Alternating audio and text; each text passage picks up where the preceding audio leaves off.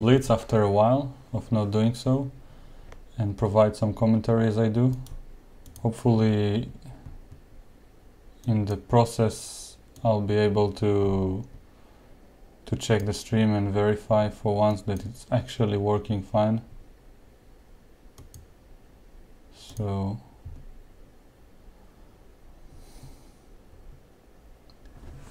let's see.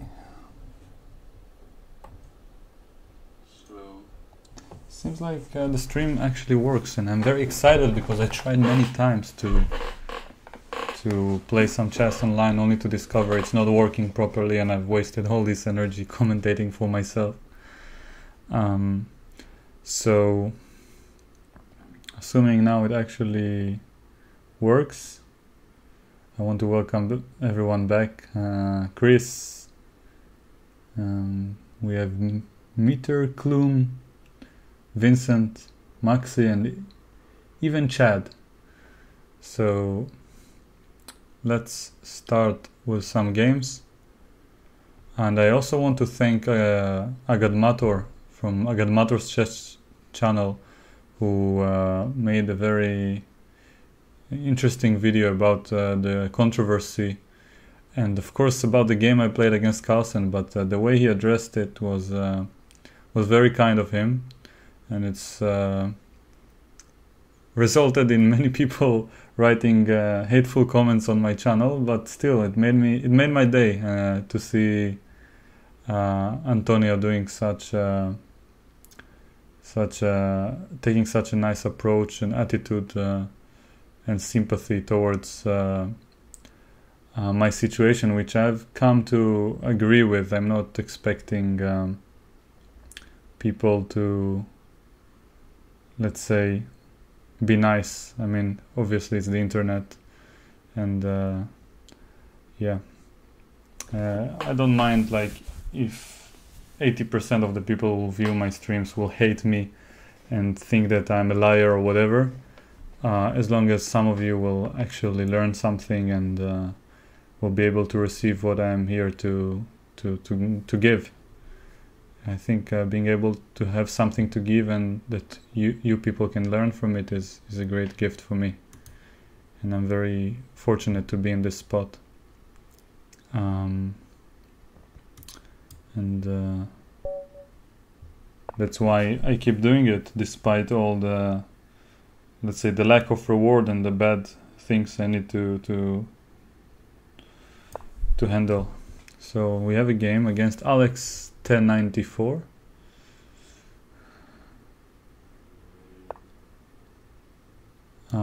So I get some advice here about the stream. Is it working?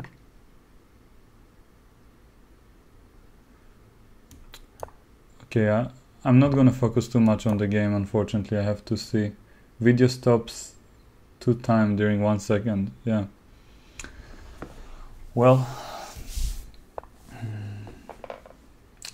so lower the kilobytes per second. How do I do that?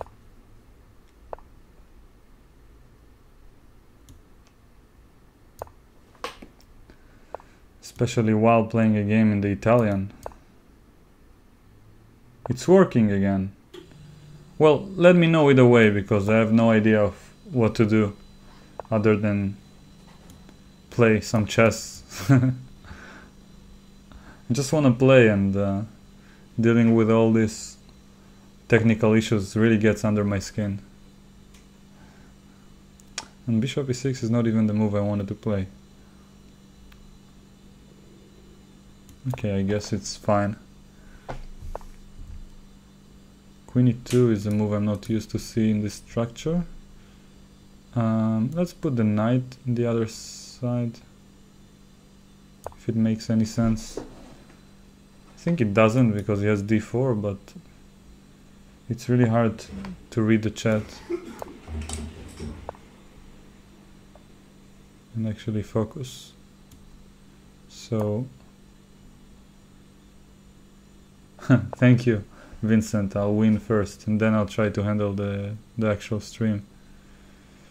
Okay, I'll try to win. Let's not be too arrogant. Okay, he takes with the queen. Interesting. Let's put a knight on f4. Yeah, the stream is problematic. I'll lower the bitrate a bit. I don't know what will happen. So, like someone in the chat said in his advice, I'm hoping it won't ruin everything.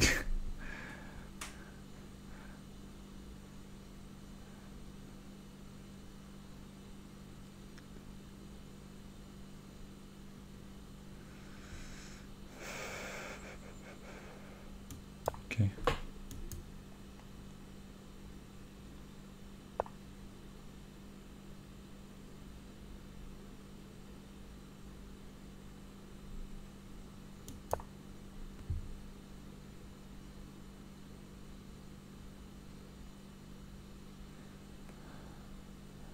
Well, is the stream working or not? I need to receive some feedback from you people.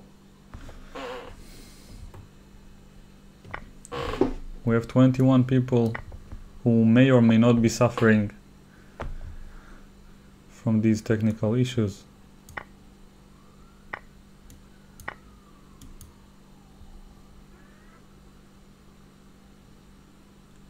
Okay, currently fine. It says bad video settings though on my dashboard. So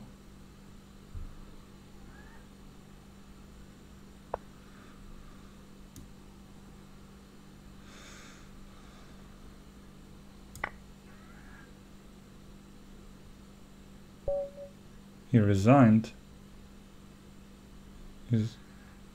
That's not a position to resign. After bishop c4 is threatening to trap my queen. In any case, especially given my clock situation, so people say the stream is fine. Thanks, Bora. But I really need to receive some feedback because I have some internet issues, and according to the speed test my internet is fine. So something with my settings, which I never changed actually since the moment I started streaming, like more than a year ago I think. So that's weird. Like only in this month, every time I try to stream it failed. So kilobytes per second, I don't know how to change, like someone wrote in the chat. The output here is like 1280 by 720, but I don't know if it's, I guess it's too much. I'll try to start over and see. Now it's okay, but I mean, what's the quality, people? Can you tell me? Is it? Can you? Does anyone have issues? And don't worry, Chris. I've seen your question, but I just don't want to answer it for nothing. Okay, so plus I don't know what the word plateau really means. Okay, so according to my dashboard, I have some bad video settings, and it says please use a keyframe frequency of 4 seconds or less. I have no idea what it means.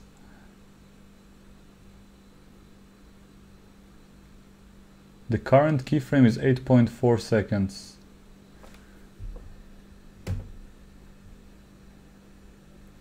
Note that ingestion errors can cause incorrect GOP sizes.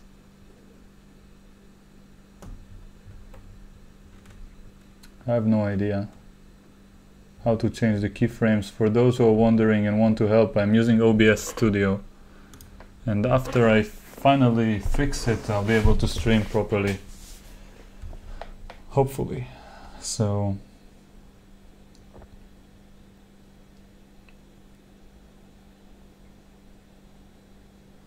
So how can I...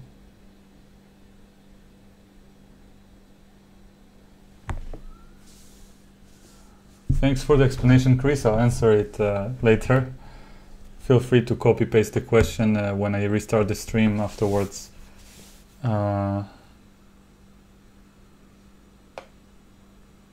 Keep going to play. No, I want to do it properly because I'm going to use the same settings in the future, and this is the first of many upcoming streams. So how do I change it? Kilobytes per second, let's see. Sorry that you guys have to watch me, but I have no idea how to do it. I don't know who to consult this late at night. So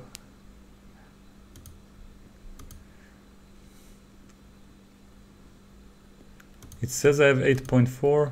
I don't know where it shows it. No. Okay. Everyone says the streaming is fine instead of, I guess. Okay, whatever. So I don't know how to change the keyframe frequency. YouTube tells me that I need to change it from 8.4 to 4 or less, but so feel free to mention it in the comments. I don't want to have all this nonsense in the actual video, so I'll actually stop streaming and restart. Wow, so much support. Thank you guys. And Chris, I promise I'll answer it soon enough. So I'll stop and restart again. I really want to solve this thing before I get started, because it's really frustrating if I'll end up doing a 4-hour long video or something and then it ends up being of poor quality. So bear with me for a little bit longer. This video is getting deleted either way, so it's for the greater good. We're all sacrificing some time. Need to figure out what YouTube wants from me.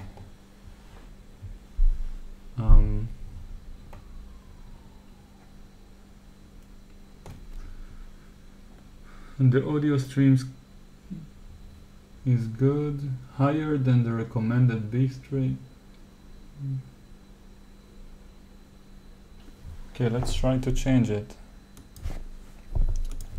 Audio. Okay. So I'll stop the stream and change the settings a bit and then get back. Sorry for those who really want to see me play already.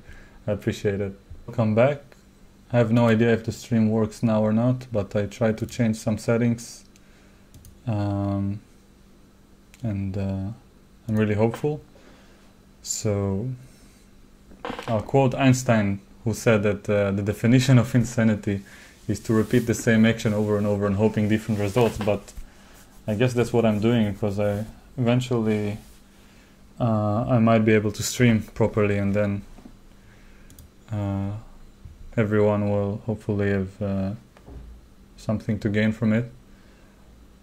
So I'm guessing this is going to be part of the same video, but yeah, I'll have to deal with it later and edit it, the previous part out, which I don't even know how to do. So for those who see this version of the video, I want to thank Agad Mator for making a very interesting video about my game against Magnus Carlsen online, which was shown on my channel. I'll elaborate more on this topic and probably the topic he was dealing with afterwards in his video later on, probably in the coming weeks. And for now I just want to play. His video already reached more than 40,000 views, which is kind of impressive, and I want to be able to create let's call it an equal amount of videos and quality as he does, and we are in touch actually, and hopefully I'll improve my standards and my skills when it comes to YouTube, and actually manage to create some good stuff. So I'll put some music in the background as I'm playing Blitz, just like Julien asks. I also missed it. Haven't heard it since my last stream doing it. So it's called Celtic Music by Adrian von Ziegler. So let me just get it here.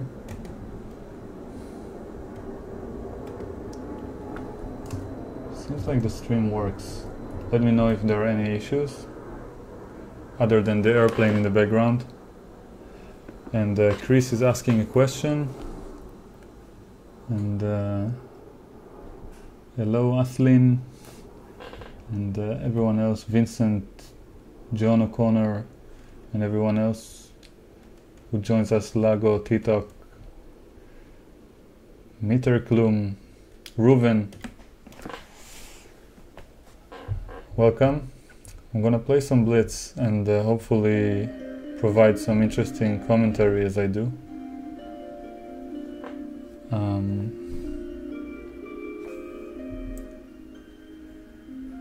I'll put the music really low because I want to be able to concentrate.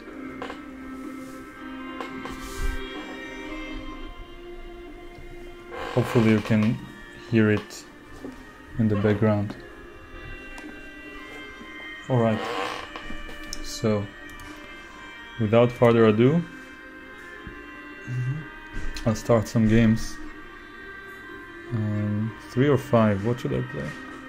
Let's start with 5 this time. Hey, Asaf Givon is here. By the way, he's been actually active with his YouTube channel in the time that I wasn't, and there are some hilarious videos over there. So hopefully we'll both be doing well with our YouTube endeavors soon. Chris, I'll answer your question as I make my first move. I'll read it out. Do you think everyone plateaus eventually in chess and that the super GMs manage to keep improving slowly up to a certain age? Well, just in case people like me don't really know what plateau means, Chris explained it earlier and said that it's like when someone reaches a point where they cannot improve anymore.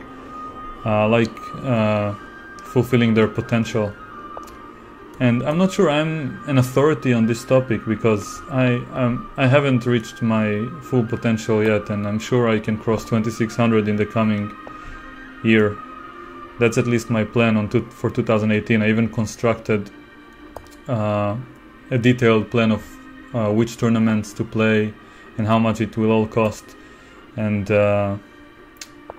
to share it with you guys, the minimum amount that I'm going to spend in 2018 is going to be around $20,000, and I highly doubt I'm gonna even earn as much, not to speak about actually making an income out of chess, which is supposed to be a job.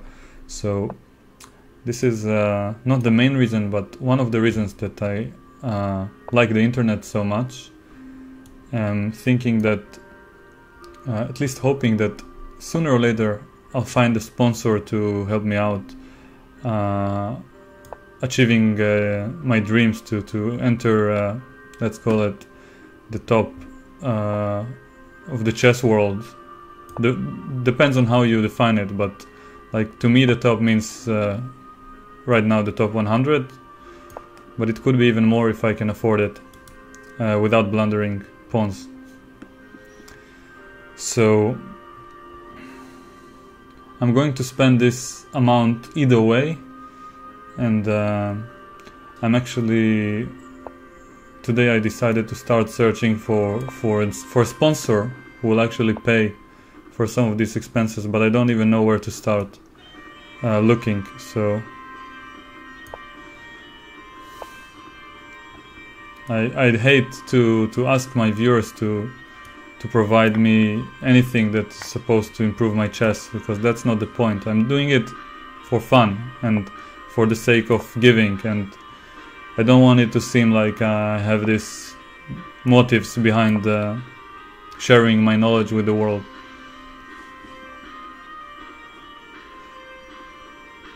or at least egotistical motives, so to speak. So back to the plateau question.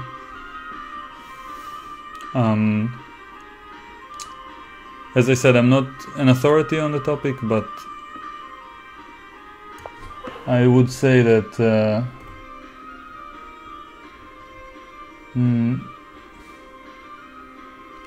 everyone can improve on every single day when they spend time. Like, in my view, the brain, when it's stimulated, then something changes, and this can be a very positive change. Okay, knight g4 to prevent bishop h6, activating the bishop. So there is a very interesting series by Vsauce on YouTube. It's one of the most successful educational channels, and it's called Mindfield. Not Mind, yeah, Mind. And in that series they speak about this topic, I think, of brain stimulation and so on, and I generally agree with the idea that... One moment, bishop h6 is an annoying threat. But I'll finish the sentence before I forget. I agree with the idea that that something changes and it constantly improves, and if someone practices their chess every day, even if the rating goes down, they still have some positive change going on. Maybe the physical part is the problem, but still. So this idea of a plateau, I think it's all in our mind, and we can keep improving constantly, at least in theory. Okay, let's go here, aiming for queen h4.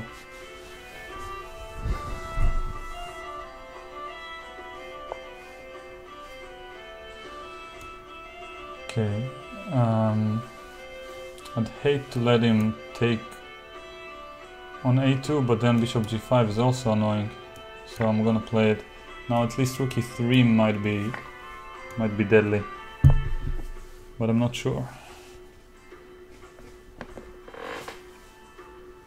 I need to adjust the settings for the next game. I thought I had it on 2350 and above. At least, I mean, I should be punished when I talk so much and play. And for now, I think I have some advantage because of black's king and these pieces being out of the game. Okay. This allows my rook to come here, and I think I'm winning now, especially in this context. He's threatening mate, but I have rook g3, defending, and all the threats are preserved. Plus I'm a piece up, so he resigned. Okay. Is the stream working fine, people?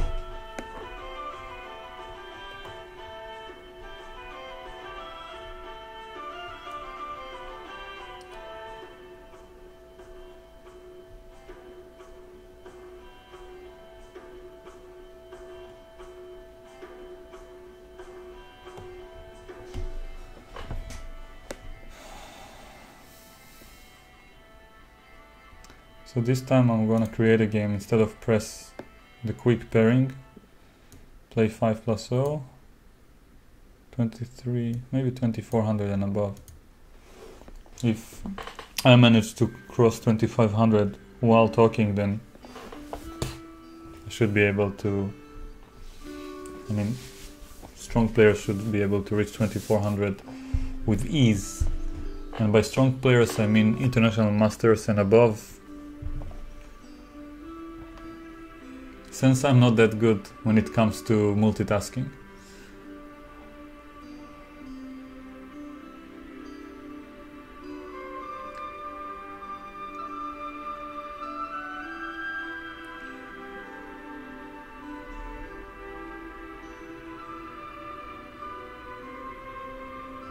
Okay, the stream is good, nice. Do I have any more universal playlist? Well, honestly, I prefer to have no music at all.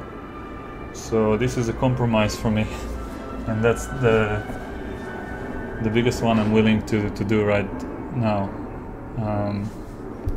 So if anyone prefers the alternative with no music, let me know. Okay, so I don't seem to be able to find an opponent, so let's lower the formula a bit.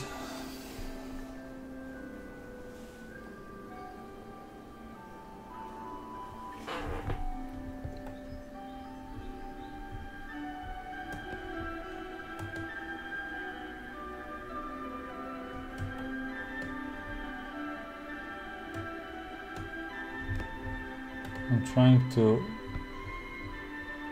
see what's going on. I accidentally pressed hide chat. Okay. Christopher prefers no music. I agree. I mean, for my own sake, it's easier to concentrate and reach better results, which is my end goal. I want to become one of the best chess players in Israel eventually, and course 2650 as fast as I can. And even though it seems like I'm playing chess for your entertainment, I actually believe playing Blitz regularly can help me improve if I'm taking it seriously. So,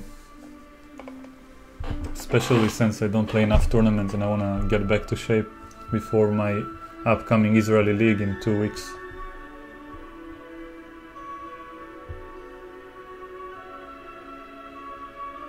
Please don't mention comments in Hebrew in the chat because other people are not able to understand it.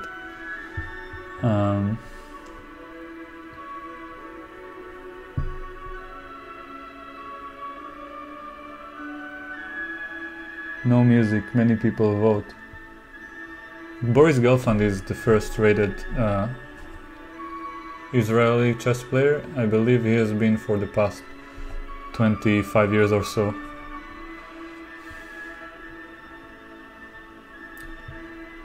I'm not sure when exactly he came from Belarus, but it was somewhere in the mid-90s, so a bit less than 25 years, and when he came to Israel he was already one of the best chess players in the world and by far the best in Israel. And for those who don't know, Boris Gelfand was also the World Championship challenger who drew with Vishwanathan Anand in 2012, only to lose in the tiebreaks. And his book is right behind my back, and I still haven't finished it. This is a signed copy from back when I did the stream together with him for the World Championship between Carlsen and Anand. Or Karyakin. What am I saying? Carlsen and Karyakin. Yeah.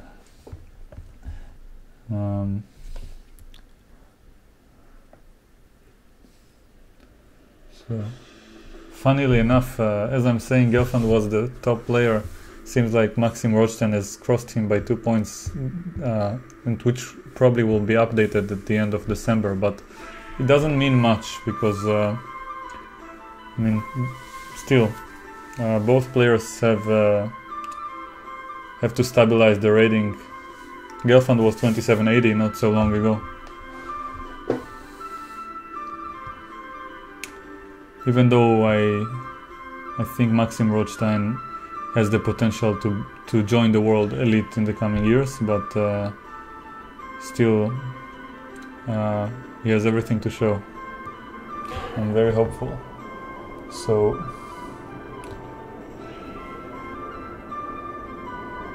it's not gonna be easy. So anything else as I'm looking for an opponent? I think I'll stop the music for now so you can hear the airplanes in the background better. Okay, so that's slightly disturbing that I can't find an opponent. Maybe I'll just press the 3 minute maybe it will be easier. 3 minutes is usually more popular. People are impatient just like me. So I like blindfold chess quite a lot, and actually I'm going to do some streams where I play blindfolded and you guys can see the board as I do. It will be very interesting, I think.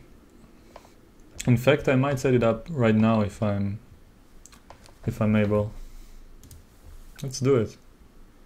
Thanks for the question, Bora.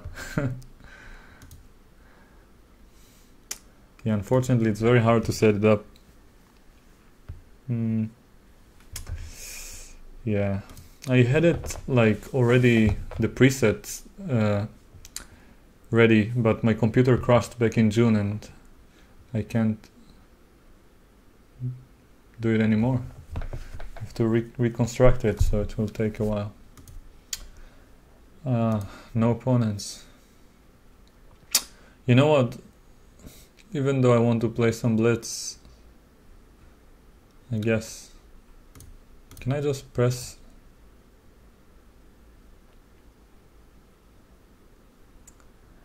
I don't like playing low-rated opponents in general. But, well.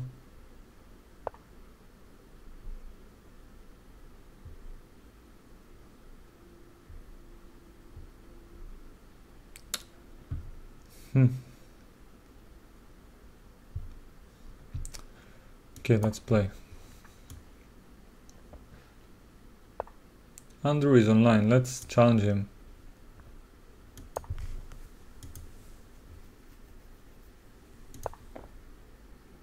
I don't know how to write him a message. I'll try to chat with him as I'm making some moves.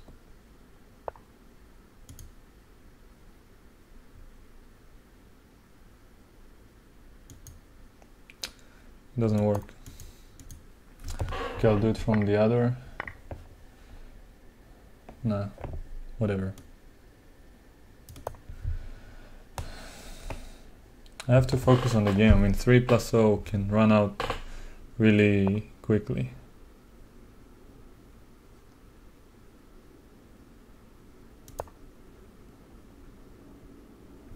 That's not the correct move, but as far as I can remember, but I think it's interesting now, since I don't remember the refutation.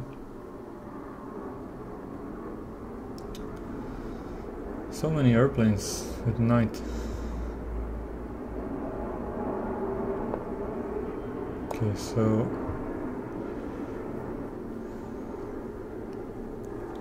I'm having trouble with the fact that I can't find any higher rated opponents.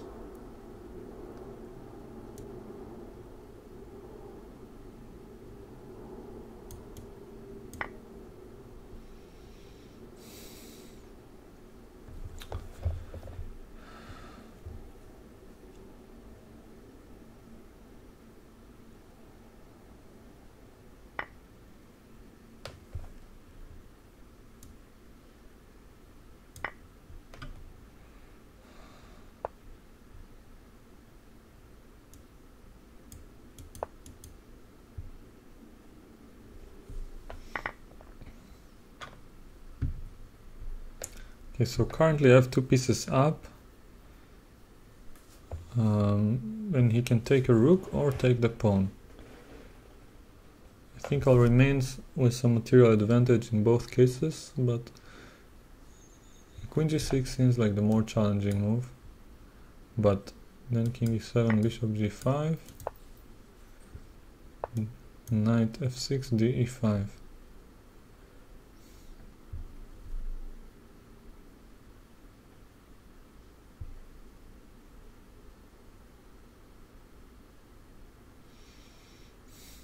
I prefer to move this knight because this one protects me on the d file.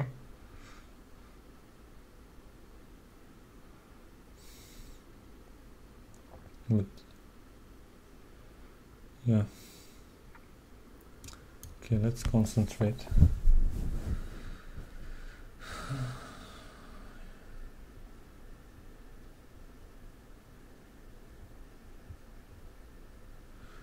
This seems like a legitimate move. The bishop can cover the d-file if necessary. Rook g8 is a problem because rook takes g8, the queen takes g8 and my knight is pinned. Let me demonstrate here. The knight is pinned, so he would have taken.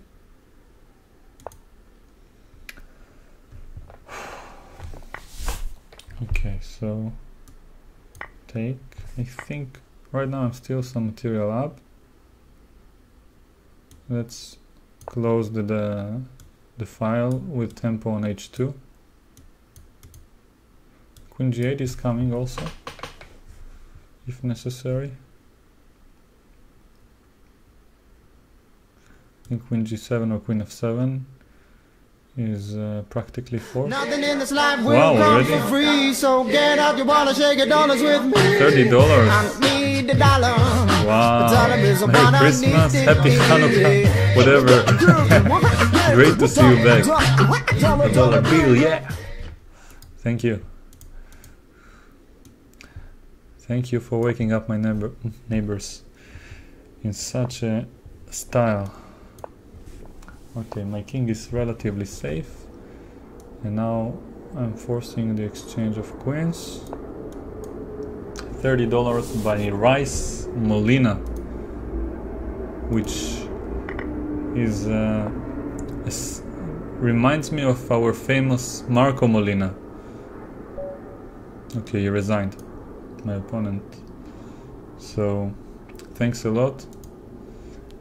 $30 is a nice sum, and you see I'm that much closer. I don't even remember what sum I put in this donation bar, let's call it this way, at the top right of the screen, but it's like it was a very humble amount as far as I remember, because Gibraltar is super expensive. Like, I think overall, if to be practical, it will be at least €1,000, or let's say on average. I've been there before, so because it's an expensive country and so on. So as I mentioned, and I'm not gonna ask anyone to like, you know, provide for me and donate so that I can, you know, pay for my flights and so on, even though that's in fact what happens. But what I'm really aiming for is to find one sponsor who's willing to invest somehow in my chess career, since I'm going to probably invest like $20,000 a year in order to be active and play and train properly. So yeah, it's very expensive to participate in the big tournaments when I have to go all the way from Israel. So let's see, since I have no opponents, maybe there is some Blitz tournament going on. Not so sure.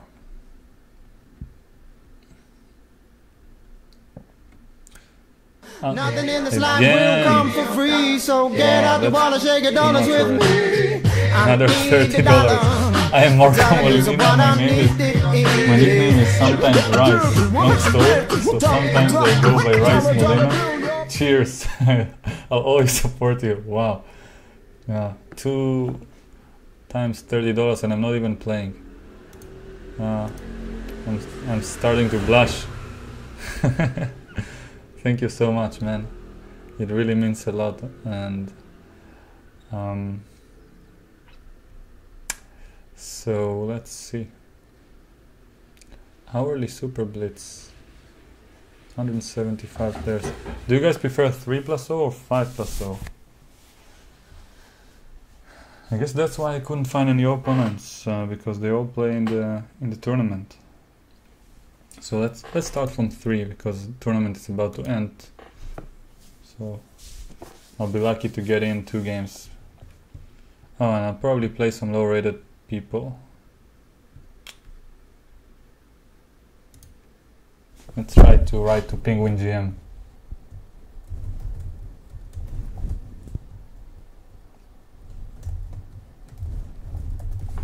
Okay. So back to the tournament.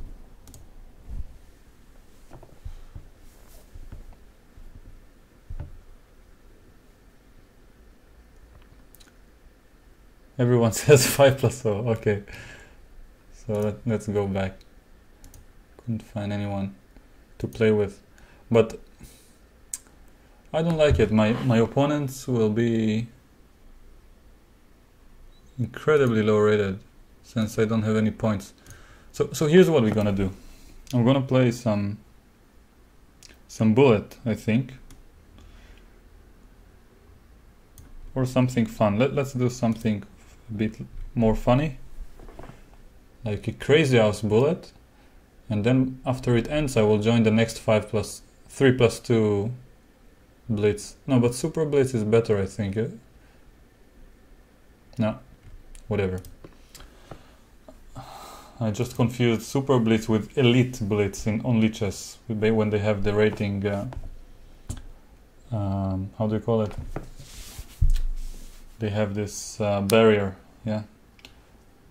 So everyone are above a certain rating on the elite tournaments, but super blitz only stands for faster games, which we don't want. So this is Crazy House. Sorry about that. If you're not familiar with it, it's an insane version of chess where pieces can be planted, if that's the term, in the middle of the board.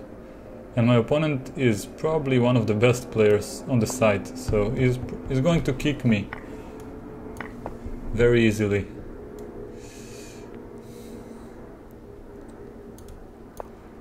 But we'll have fun either way. I'll be challenged at least. Okay, so he's gonna take and then play pawn to f4, but did he see this move? I think he did. Yeah, he anticipated it. Now bishop goes to c5, no? I don't know what he wants. I feel like I have a material advantage. Maybe he blundered, I don't know. I don't understand anything about this version of chess. I have 11 seconds, that's the key. Okay. I guess that's one of the issues in this game.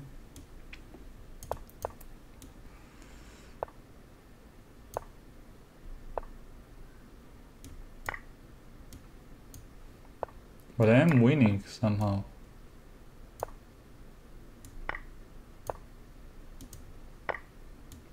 Is it checkmate somewhere? No, knight h7. I was close to beating him. Very close. Wow, I guess I have talent for this game. In any case, let's get back. Tournaments. Okay, one Crazy House game before. So let's go to the hourly blitz. Just join the next tournament. Starts in 6 minutes. Whatever. In the meantime, I'll take some questions. Feel like talking a bit, as you can probably see by now. And take waiting over playing low-rated people any day. Good things are worth waiting for. So knight h7 wasn't made because he had queen takes h7, but yeah, it's all history now. So can you play e4 only, Julien? Well, yes. Sure. As long as the request is legitimate. My repertoire consists of mainly e4 and d4, so I'll take your vote into account. Do you play tournaments outside of Israel? Yes, Chen. Most of my tournaments are outside of Israel. And the reason is because I want to play higher rated opponents, and most of the higher rated players do not participate in the tournaments we have in Israel, since the prizes are quite low, and there is not enough budget for big opens and so on. How can one play chess faster? I don't know how to answer it. Maybe using the less time on the clock. 3 plus 0. No, 5 plus 0 is the 3 plus 2 is what I'm gonna play in the next hour. But I hope strong players will take part in this tournament as well. And by strong I mean stronger than me, rating wise. It's all relative, of course. I'm not being condescending, I hope. I guess I should just say stronger, rather than worry that people take it the wrong way. So 2018 I'm intending to play in London Chess Classic. Yes, it's part of my plan, part of my $20,000 plan. And honestly, I don't know where I'm gonna get the money from, but I'm gonna work hard and get it somehow. And I'll do whatever it takes to break through with my chess, because so far my strategy of not spending much money and just studying didn't generate too many results. And I think I'm improving, but it doesn't show on the paper. So, and it's also very easy to lose motivation and get sidetracked when I'm not very active. So I made up this entire plan, and all I need is one sponsor who's willing to help me out with this for some reason. They won't get anything from it other than the chance to see me succeed one day. But yeah, hope there's such a person that exists somewhere out there in the world.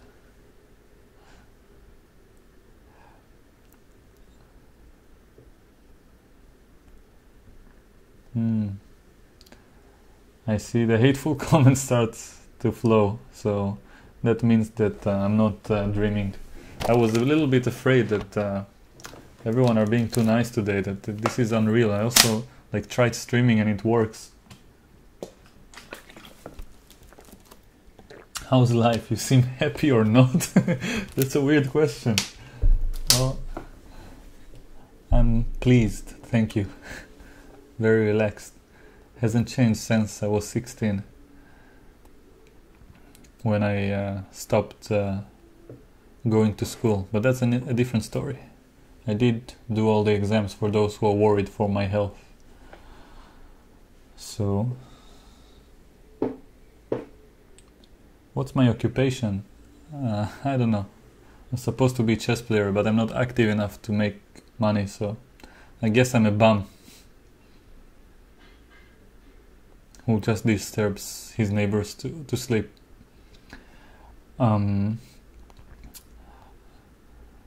So e4, bishop c4, knight c3. Dillian, I'm only going to provide the first move, sorry. I'm a big Rui Lopez enthusiast.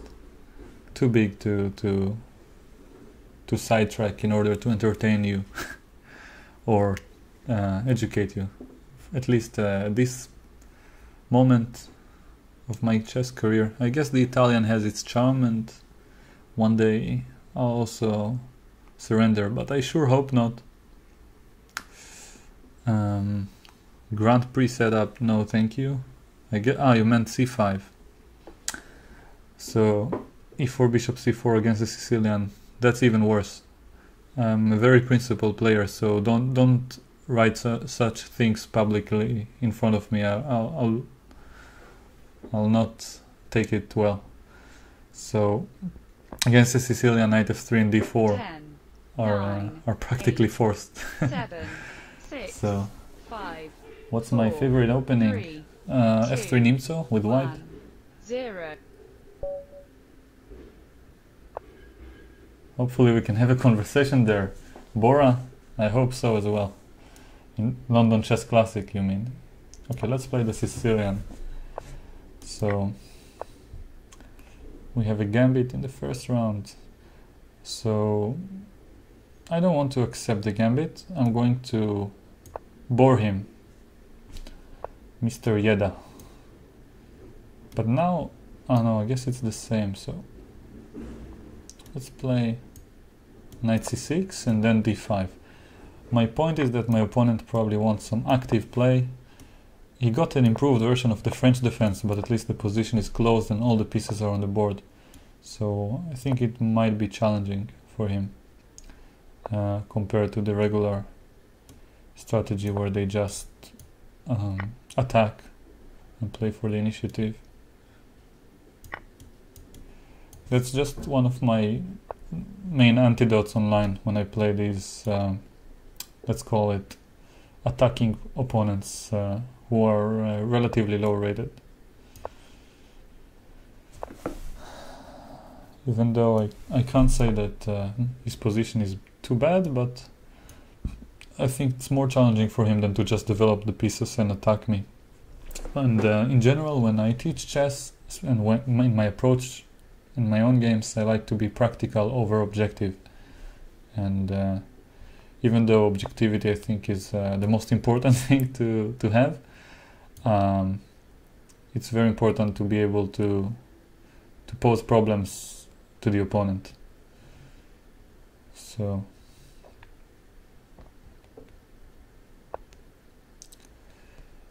now I can just grab some pieces and then take on g4, and I'm a pawn up, knight f3, queen h4 is coming up, and opposite colored bishops in the attack is favoring the attacker, and this bishop, even though it seems like it does nothing at the moment, it will become a beast soon enough. So let's unleash this plan.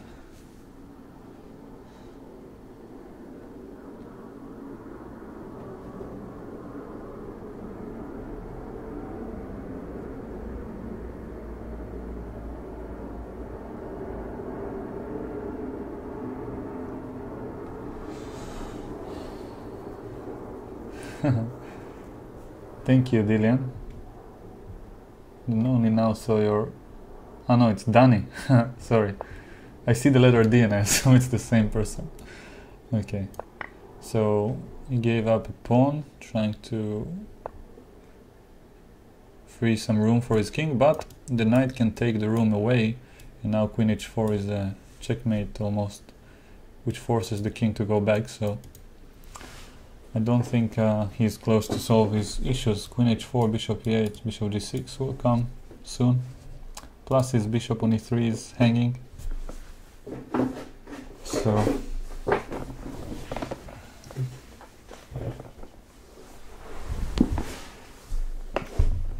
well, so that's a common mistake, to think that attackers hate to be attacked. It's true, but I think nobody really likes to be attacked.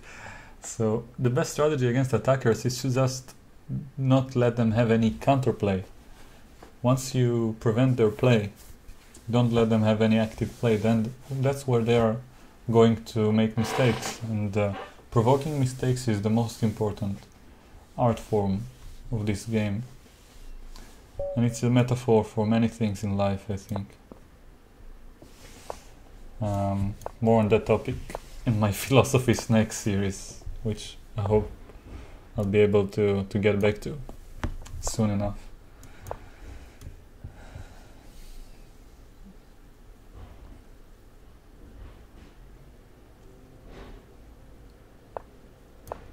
Okay, so castles is a bad pre-move if he plays b5, but I have a feeling he won't do it. Now if he castles, knight d2 is the main move, with the idea to play e4.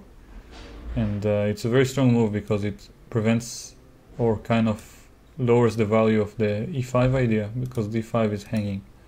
So e4 followed by knight takes will generate an advantage for white, because black has some issues to develop his c8 bishop, and yeah.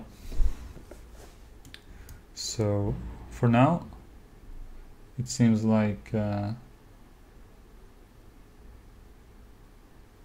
Jay, you're right. That's a good definition of what I'm doing now.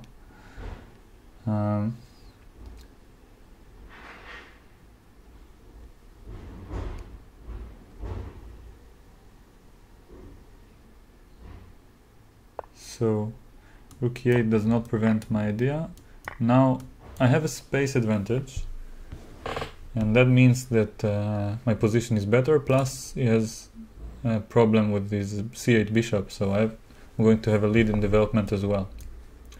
So generally, if he could get b6, bishop b7 and develop the queen and rook to d8, he will be relatively solid, but he doesn't have time for all of these. For a start, I think I'm going to put the rook on an open file and search for a spot for my bishop on the next move. It's not so easy to come up with a good spot, so his only plan is b6 related, but then I have knight f6 and bishop c6. So let's think prophylactically. Maybe his plan is like knight somewhere. Maybe he wants e5. But then I have d5, so I guess just developing is a good idea. Yeah, and now d5 should be better for white. If it takes, I can take both with the knight or with the pawn. I'm not sure which one is better. Both seem very tempting. On principle, pawn takes is the safe decision, but because I lead in development, I like the idea of playing with pieces rather with pawns, because I'll have two open files in the center and all my pieces will participate in the game, and the pawn on d5 can kind of close my play a little bit. So I want to move my pieces forward very aggressively. Now d6 looks very painful for him, but I might be wrong. If he takes, I can take with the knight. Yeah, now my idea was not to play c5 and allow knight bd5, but to take first and only then play c5. But actually I can win a piece, right? I can take here and play d7. That's even better. So piece is a piece.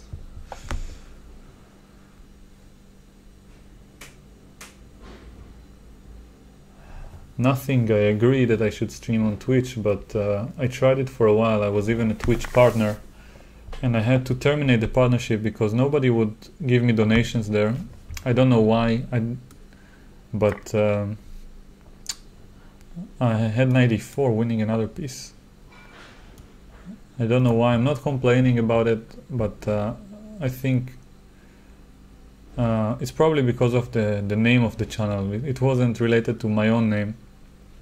But I had this dream or idea about different people in Israel, all the titled players that are young and beautiful to stream together.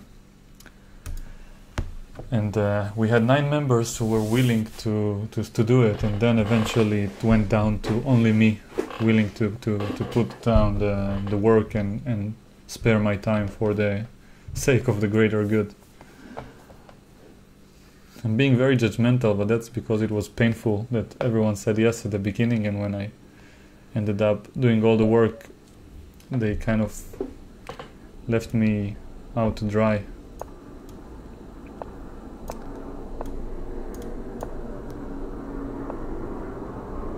So I hope this answers your Twitch question. I do have a Twitch channel which is named after me.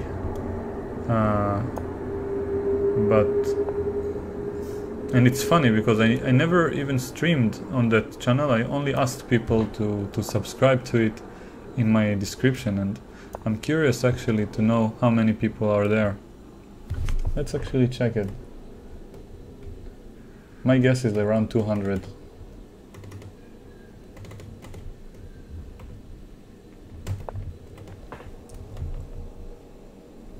Whatever.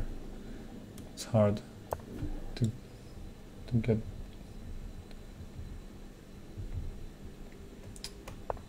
He's playing too fast. Okay, let's see. I can play d5 or not? Probably it's not a good idea. But what do I do with my bishop here?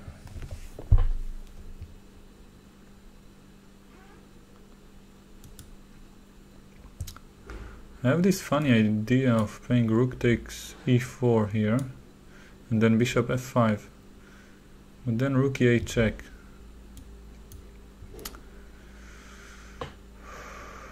Okay, let's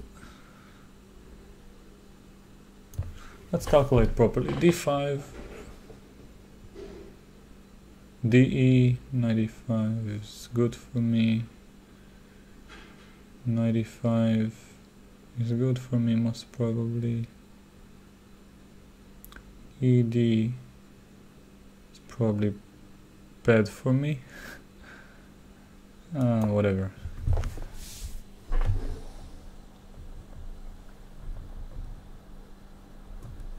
Okay, so let's try to check that channel.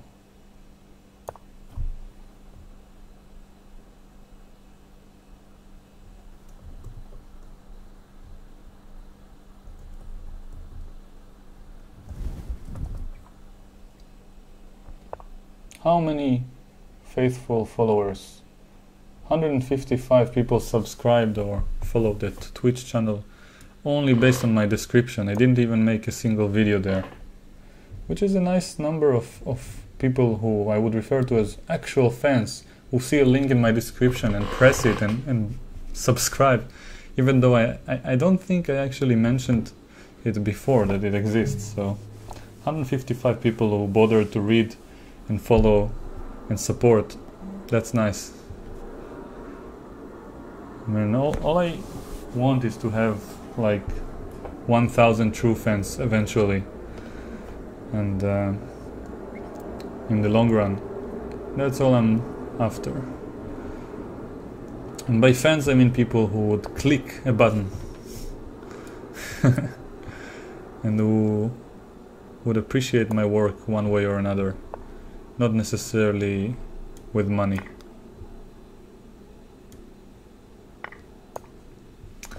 Okay, now my knight will join the game.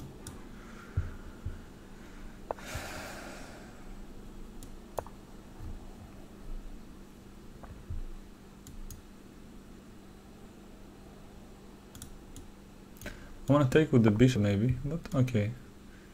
See, it's much easier to decide now. So I'm not sure if I want to capture this bishop, but maybe. It's a good thing to threaten. Okay, now put the rook on a potential open file, get the knight to a juicy square. Black seems to have the advantage. Queen f6 is a nice idea.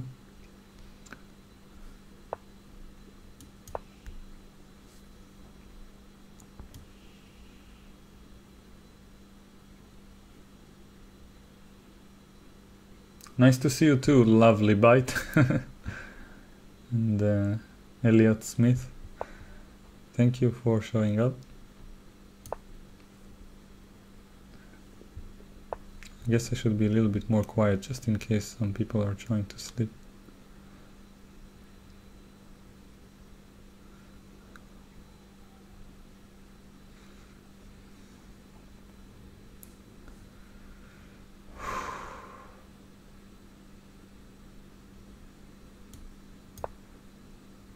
I don't know how to improve my position, so I'm just postponing, just stalling basically.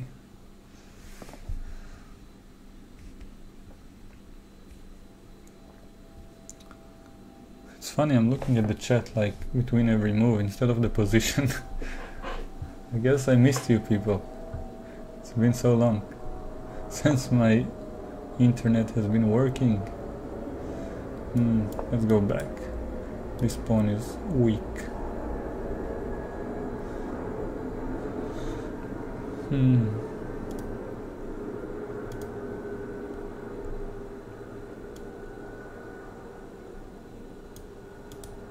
Do not pre-move.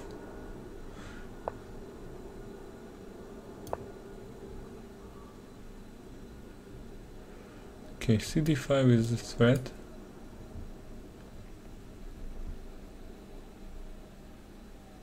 b3 is what I anticipate, and now I go here. Maybe h5, h4 later.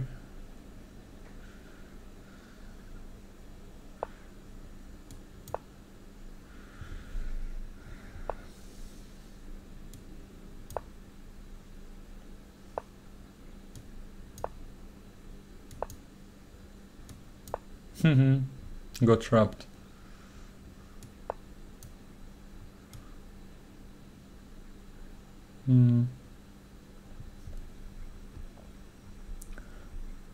There's no need to be too sophisticated, but I'll give a check.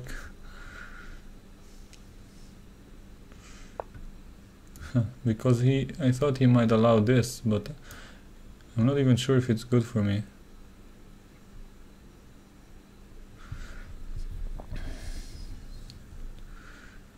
Well, it seems like a good idea. I mean, of course, taking the exchange is good, even better, but I don't know. Now he blundered a piece. A rook.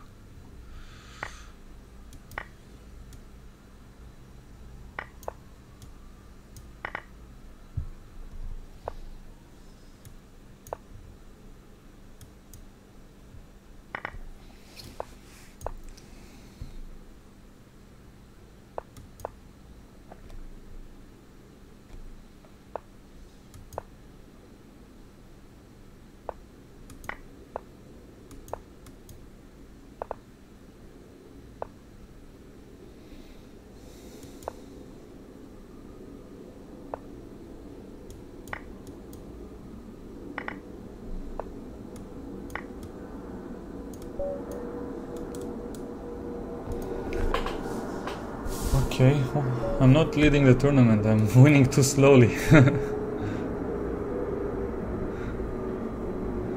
guess I'll have my chance later on. Other high-rated opponents playing? I don't know. I guess I'll check later. Or here?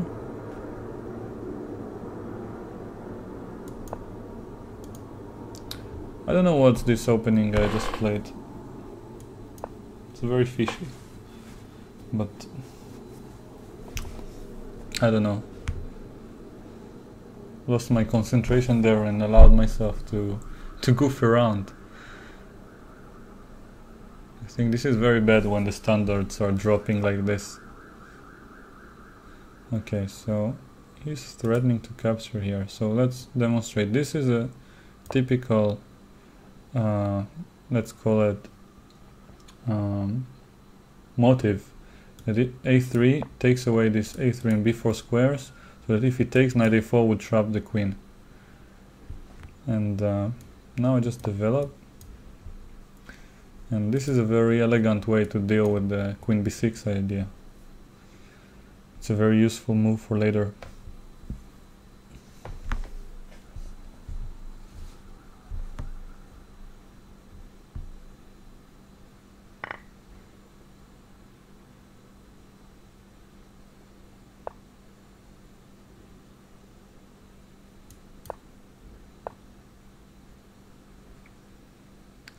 Okay, rook in the open file.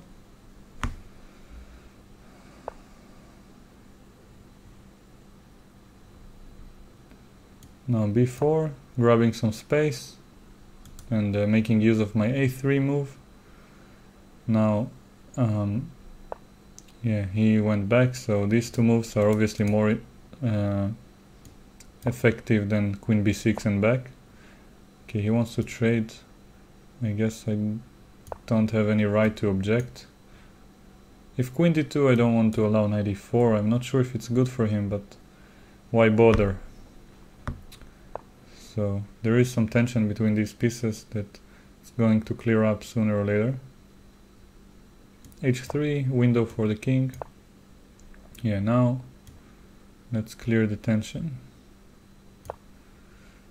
He wanted to take, so I have more space for the moment, so I prefer to avoid exchanging pieces, but What is this? I have so many different ways to counter it. Let's take a free pawn for a start. Now bishop d3 seems like an active move. I'm threatening queen h6.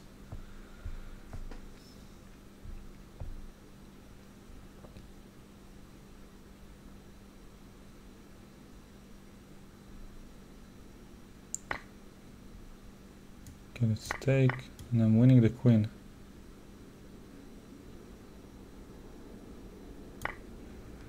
And funnily enough, queen h6 might be even a faster checkmate than knight takes f6. I'm very curious. Queen h6. I would have played queen h6 here, just for the fun of it.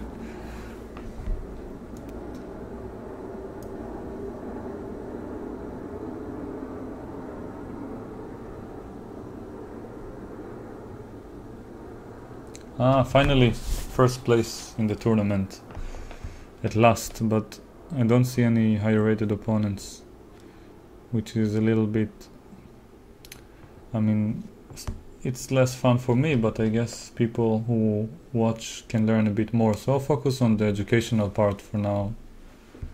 Hopefully you guys will enjoy the commentary.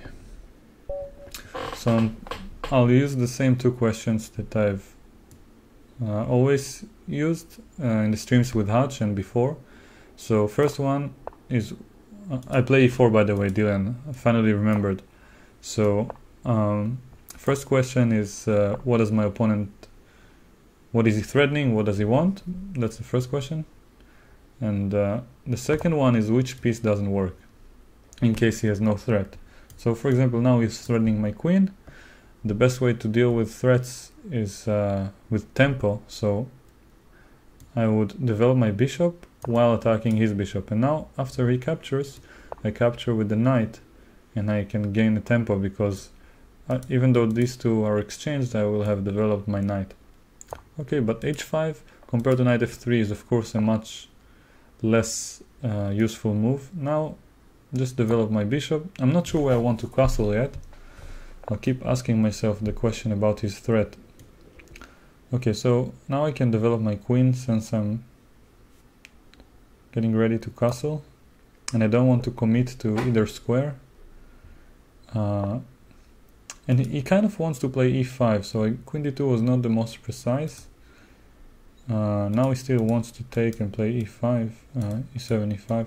So I have either d5 or e5 to counter it. And well, f5 also looks almost interesting, I have to admit. Let's play d5, because it has a tempo on this knight. After e5, de, fe, he has knight d5, and he has some counterplay, I think. Okay, so now h3 asks some serious questions, because g4 will help me attack. This pawn on h5 is called a hook, and if it was on h7 it would take me a really long time to get there and open the file, but since he played h5, not only that he wasted the tempo, it helped me reach his pawn very quickly in one move. So my position is essentially very close to winning. Now queen on h2, we have this battery here, and it's just a matter of time before I create some deadly threats. So now, does he have a threat? Not really. So let's keep developing. Castle's long. And I think now he blundered, but I'm not sure.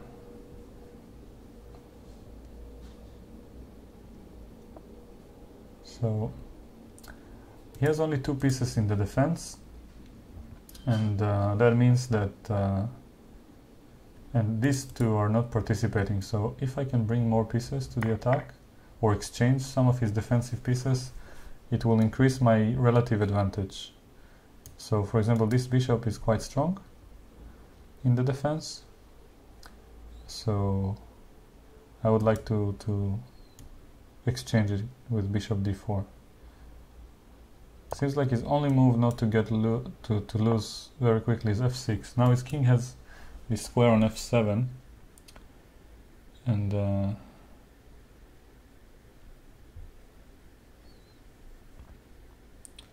Makes me wonder if I messed up a bit,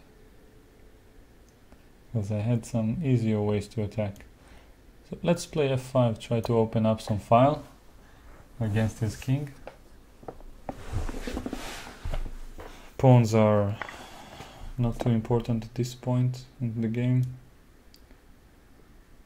and just king b1, a prophylactic move, so he doesn't have this queen g5 check, and asking him what's he going to do next. Okay, knight d7, we can go here, attack the queen.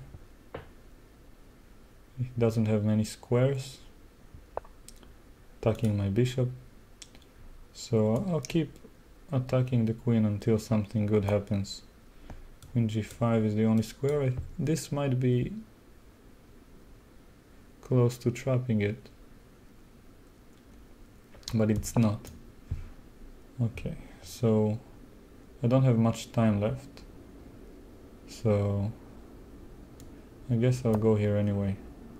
Queen h5 or queen h6 is called for, and I have to increase the pace. Rook h4, attacking it once again. Before I lose on time, I'm gonna increase the pace, as I promised. Okay.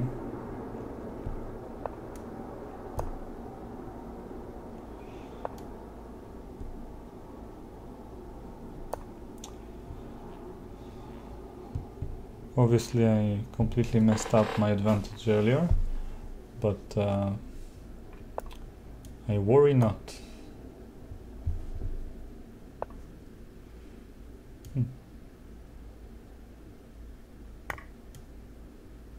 I'll take the safe approach to this position, just win his bishop and continue from there. At DE, but then rook c7, bishop f6. Okay, this is checkmate fortunately, so I'm in time. Alright. It's funny that I feel like my commentary was good. Nothing in this life will come for free, so get out your wallet, shake your dollars with me. I need a dollar. A dollar is what I need.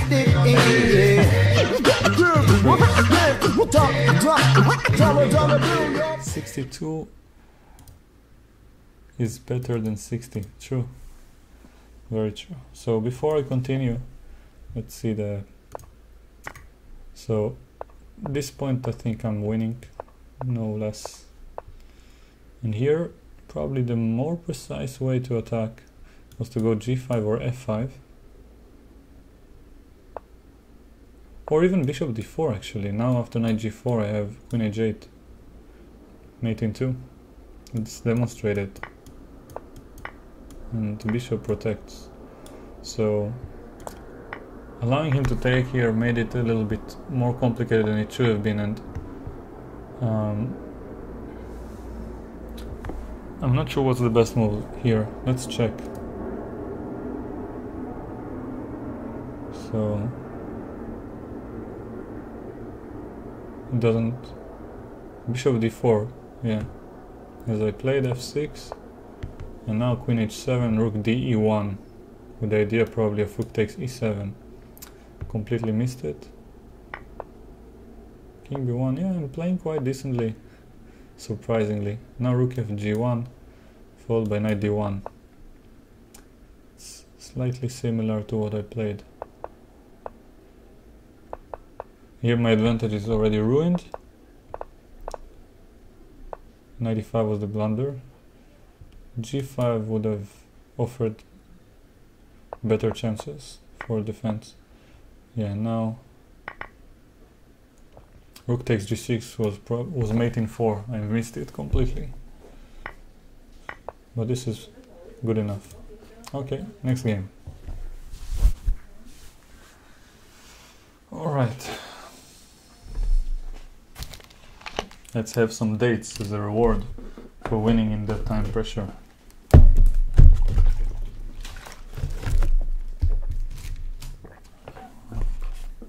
Let's not go crazy. One date. One date. One date. one day.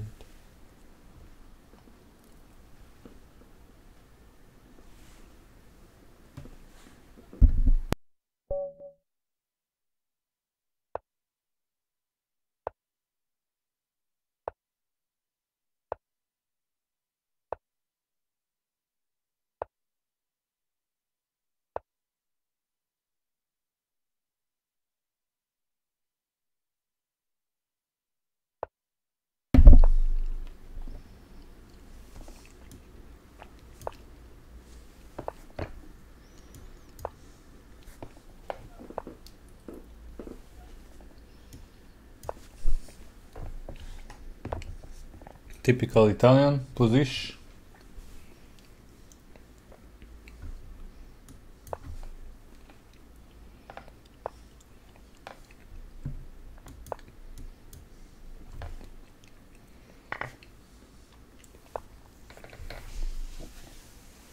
Can't say I'm too proud of my play so far, but it's not too bad either. Queen d8 feels like a logical approach. Yeah, because he's gonna play knight d5 anyway. At least as I suspected. Yeah, knight d7 was another good option. I'm planning to go f5. b5 is weird. Let's go f5 anyway. No, this is not how you're supposed to play it. Now I have the pair of bishops for free. They're both quite deadly because the position is about to open. I have a stronger center.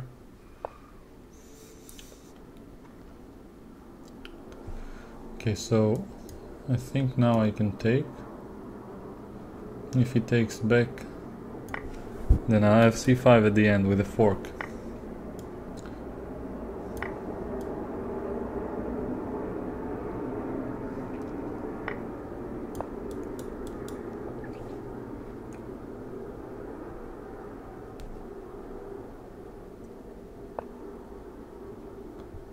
I see some questions about politics. I'm not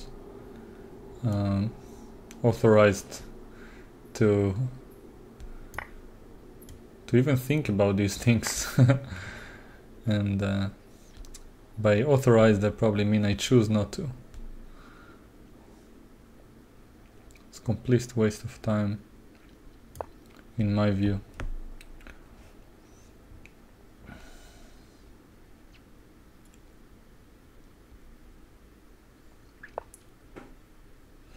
The only use I can find in... Whoops, just gave a pawn for free. The only use I can find in this topic is that it's very fun to imitate some politicians, as some of you have seen me do. It was such a bad move by me.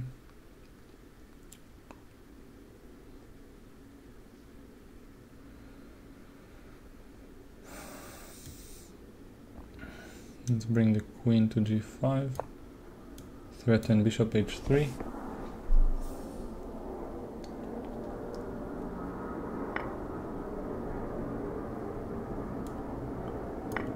It wasn't even politics. I didn't notice the actual phrasing of the question. Oh man, what did I do? Told you I'm bad at multitasking. Well, I don't think I even have a chance to draw anymore, which is very sad. But I'm gonna try. What did I just do to my lovely position?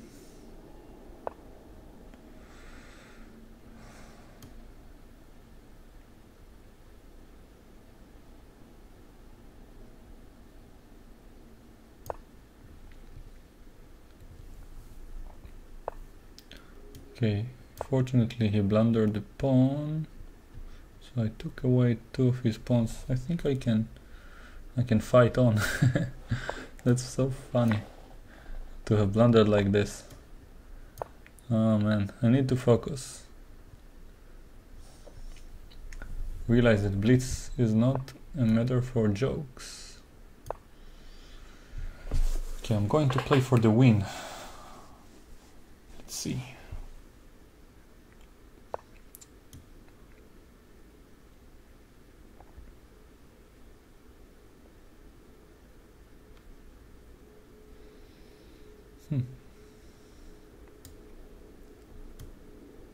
It's not gonna be easy, I tell you.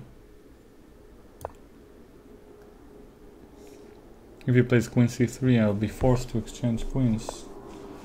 He finds all the good moves. Yeah. I'm objectively lost. Which is very sad. I mean, it's a very easy win for white at this point. And that's like what happens when someone loses concentration in chess for a split second and lets their pride get the better of them.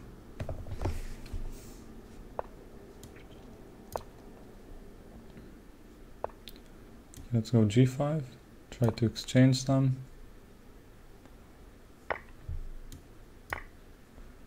Some theoretical chances exist, but it's playing even faster than me as well.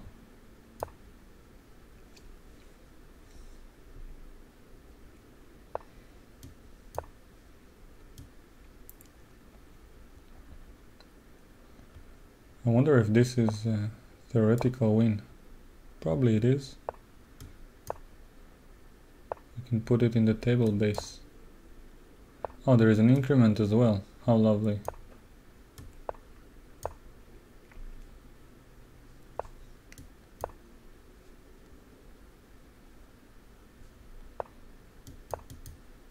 Let's offer a draw. Ah, he wants to play this.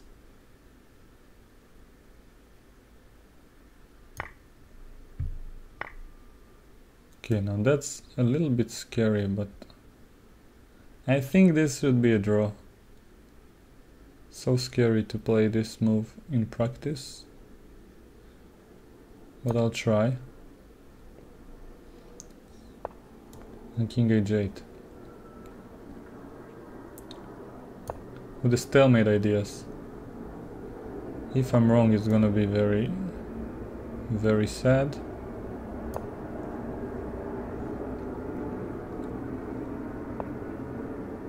Okay, let's say I move. Now he gives a check. He doesn't. Okay, move here.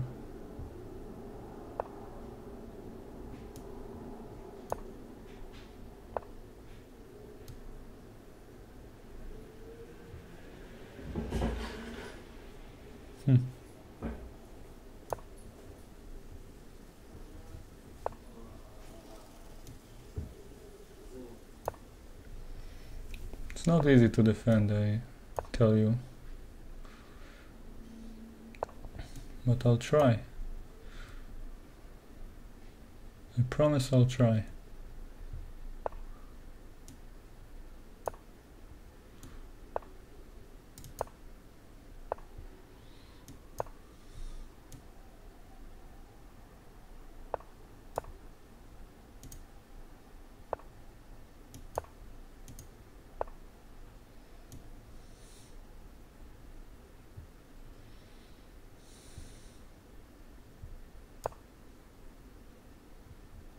That might have been a slight inaccuracy, but who knows.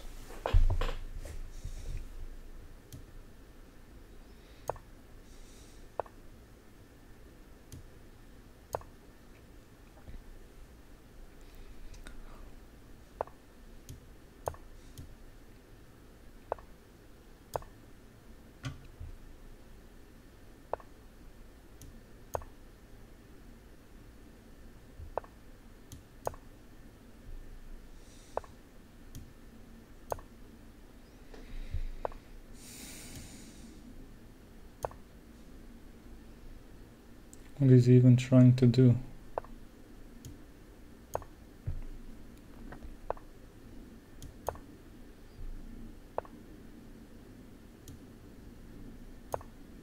Oh, that's almost a blunder. And he played king here. I mean, I didn't have a check. It's not losing yet, but it's slightly annoying with the time pressure.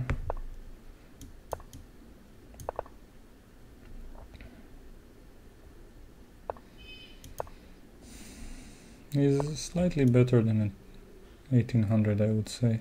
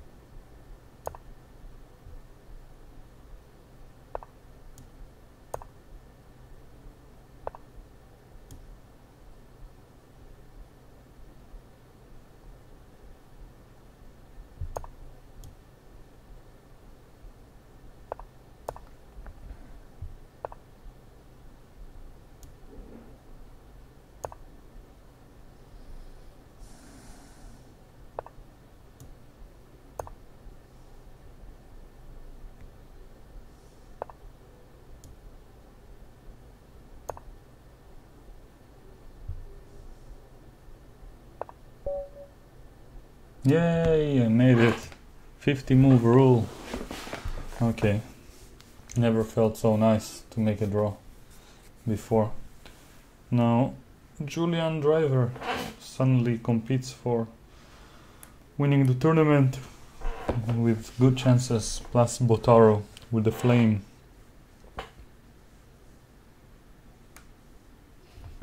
Yeah, lead chess. I don't blame him either. I would have played until the end as well, but well, I'm glad I survived it after all these blunders. First the c7 pawn, then the rook on f8. I guess, I don't know, I should find a balance between the chat and the position. Well, if he knows I'm streaming, then probably it's a better idea not to play so long, because people, potentially thousands of people, will have their time wasted, so to speak. Okay, this is the main opening. Reverse Maroczy. This is a Maroczy pawn structure, also known as the Maroczy bind. And now, well, he wants to play knight e4 and attack this pawn, or this. I have to defend somehow. If I play b6, then I don't like this knight being hanging, so I chose to defend slightly awkwardly with this knight.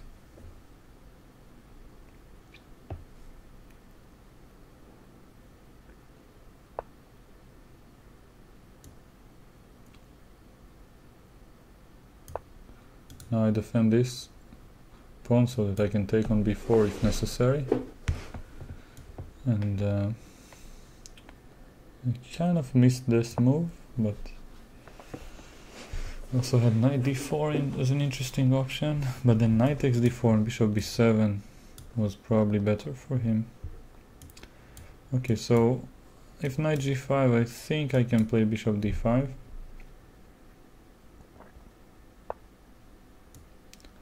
I guess we'll see sooner or later. Knight here, I have to take. Queen b3 I guess is the idea, but it doesn't seem like such an correct concept, because I mean, what is this knight going to do? 96. But still, it seems very fishy. This knight can easily get trapped there. Now he has to take here. If he takes on f8, I will take on f1.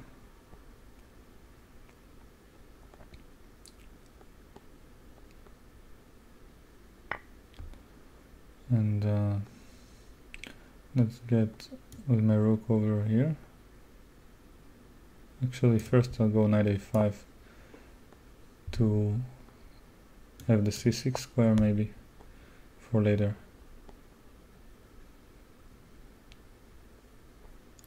He wants knight e4 either way, so I think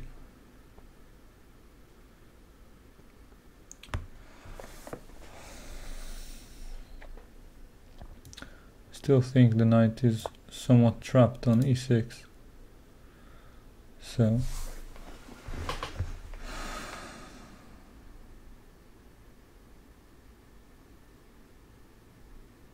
sorry about the sounds of the chair. I don't know how to properly how do you say, construct it. I bought it from a place and I had to construct it from scratch. And I don't think he did a proper job, proper work. I'll try to move a bit less.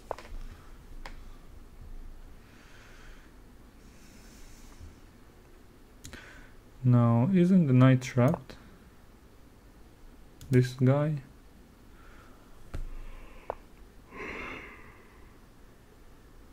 Well, it is, but now it's protected. Well, I might as well take a pawn.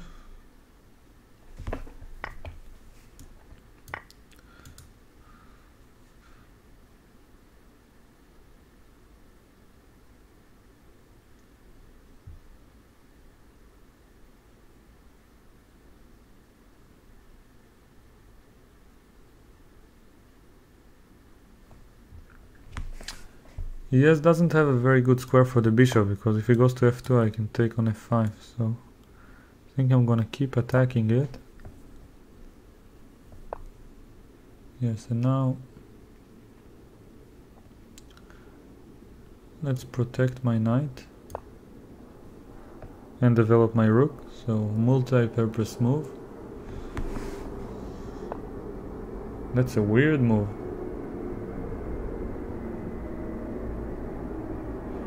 It's a very weird looking move. What can I do?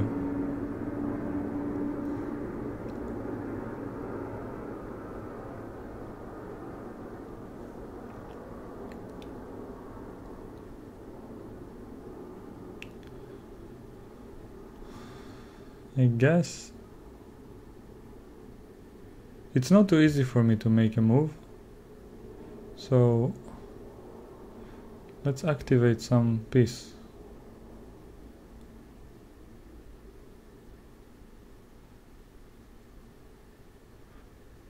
I don't know how though. He wants rook d1.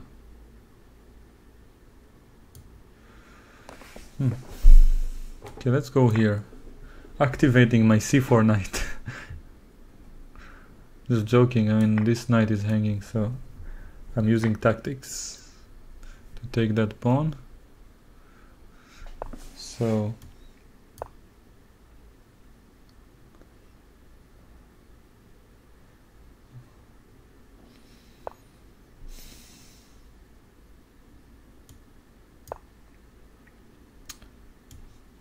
now kind of take away the king square over here.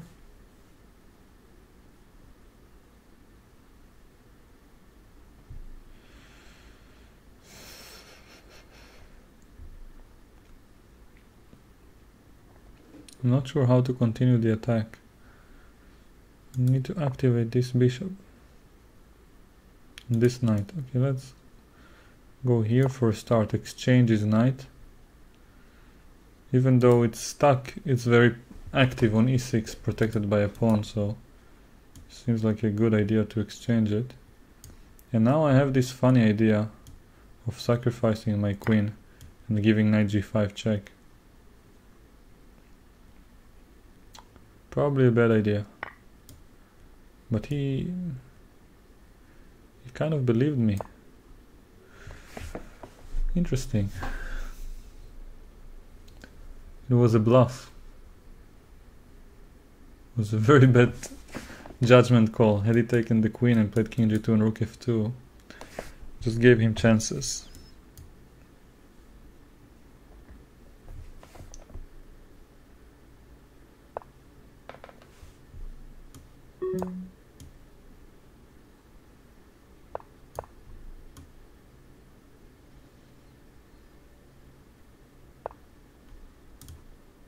Checkmate in one. Was tempted to give a check first for some reason.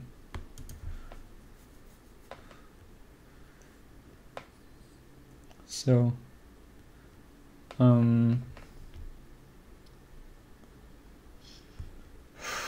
far away from the leaderboard. And 5 minutes left. Let's play faster now. I have to do something. I even consider berserking. But I'm giving up my how do you call it? My increment as well.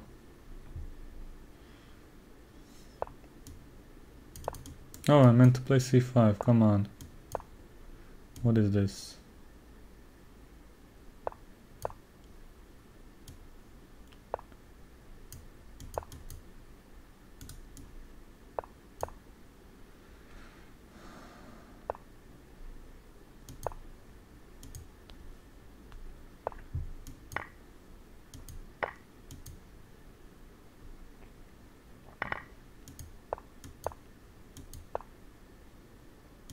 Oh, what have I done? Trapped my own piece. That's very fucked up stuff right there.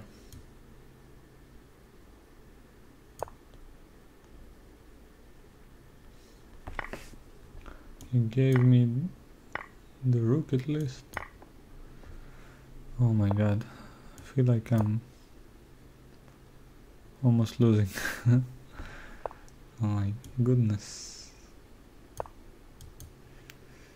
It's like, it's hard to express how painful it is to play such a bad move.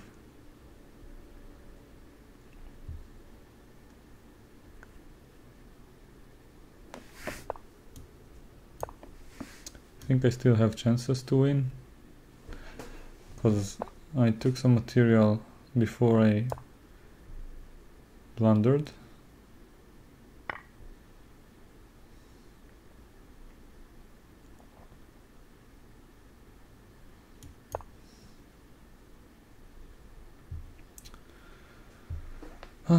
My level is so low in this stream. I hope at least it increases the educational value somehow.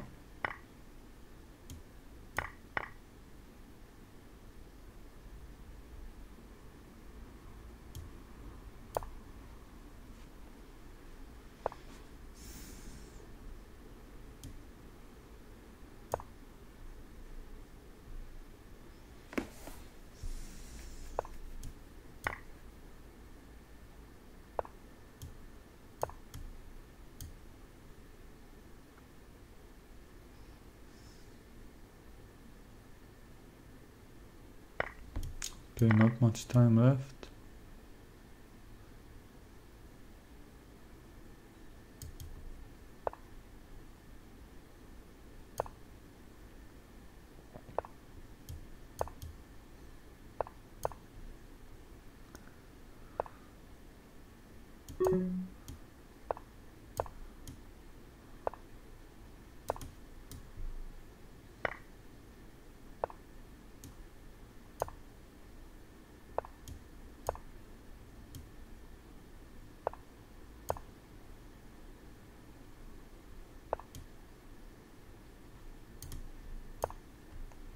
13 seconds, oh my goodness.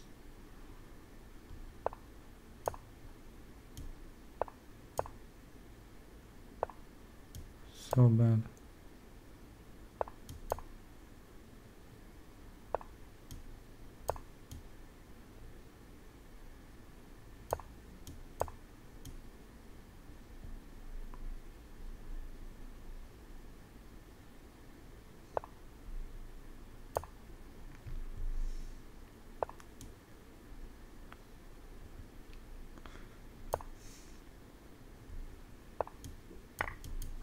One second, oh my goodness, so slow.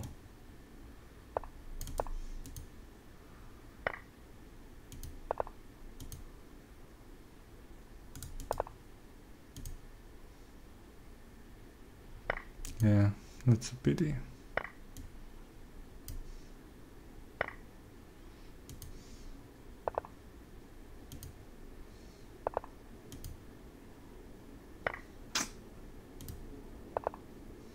That's too much. At least I'm not losing on time yet. Let's try to get checkmated.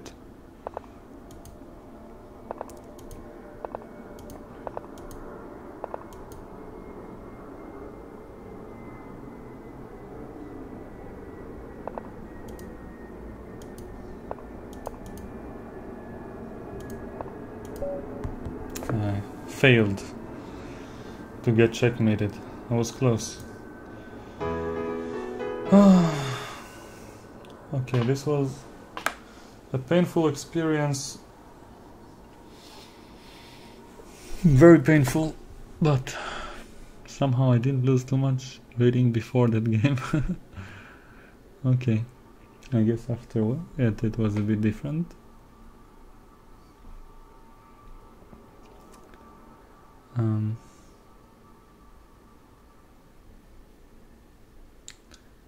Yeah, it wasn't the same like Ultra Bullet because my opponent did not pre-move.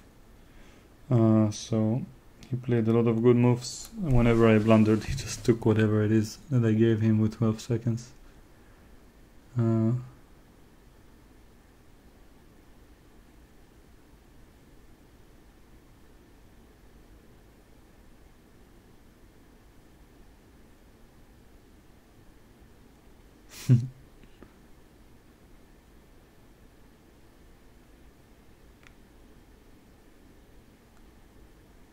Yes, Michael, I am in Tel Aviv.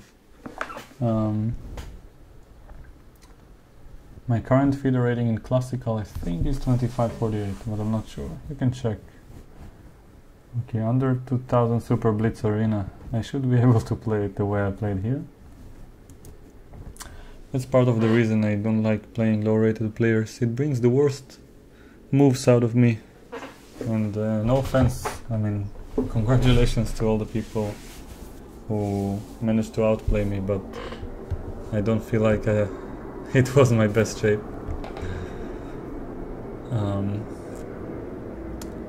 Yeah. Yeah, I love the street food in Tel Aviv as well. So let's see. A lesson in humility.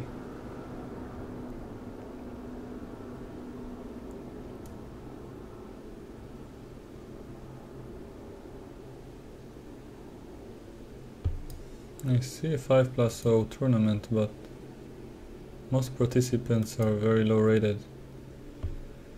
Well, I think I'll resort to tactics or something.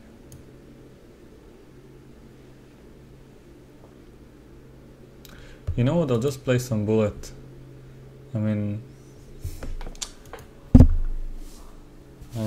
probably if I want to play some proper blitz I need to either set up an opponent in advance or maybe go on another site, because or just play here on an hour that's a little bit more popular. I don't know.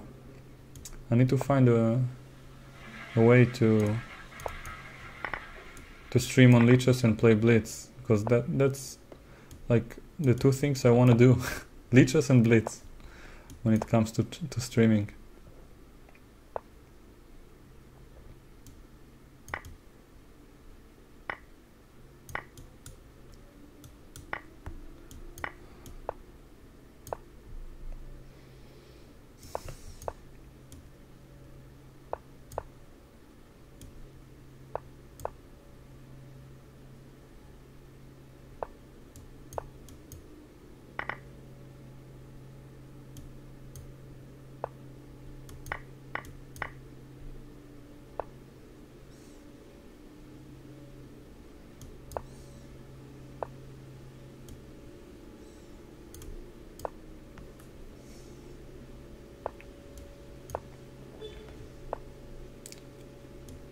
I'm so glad that the stream is working and that I don't have any issues with it, at least for now.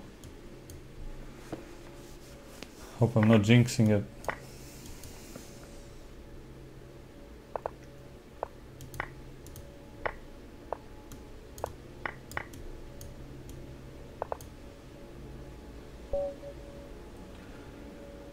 Okay.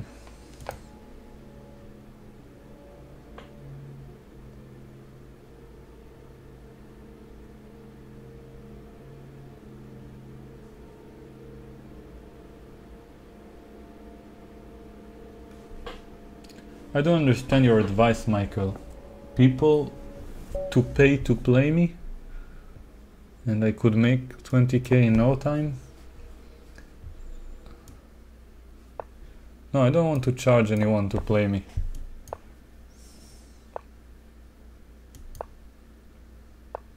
Nor do I want to let's say the viewers to provide for my chess career. Let's take it. I just want to be able to play without losing money in a way that will allow my viewers to, let's say, believe me when I say that I'm not doing it for the support. I don't feel like it will be... in a sense, there is no solution to this situation in the chess world. There is no good solution. It's just... but by saying it here, it's like I'm doing something which is preferable over doing nothing. Saying it out loud, that I'm going to spend this money either way and that people are welcome to support me. I think this is an interesting move that might fail miserably, but it looks like it should work. At least it doesn't lose the queen. Just exchange some pieces. Unless he takes and then I have e8. Bishop e6 followed by queen f7 is the way. Oh, no time, right.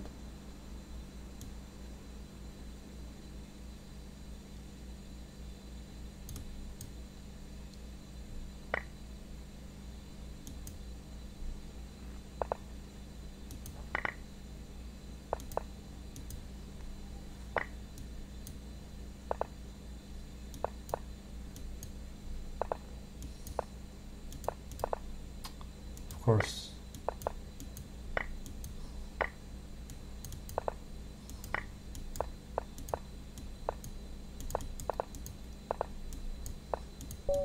Wow, he was really good in the time pressure.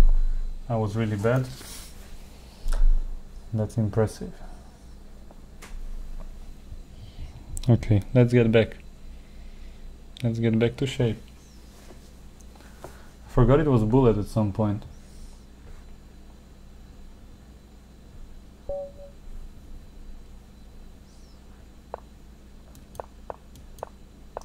No need to apologize, Michael. It's and I'm flattered that you're willing to pay in order to play me, but I mean, that's a service that I intend to offer, but I've had too many difficulties with the platform. It's on Patreon.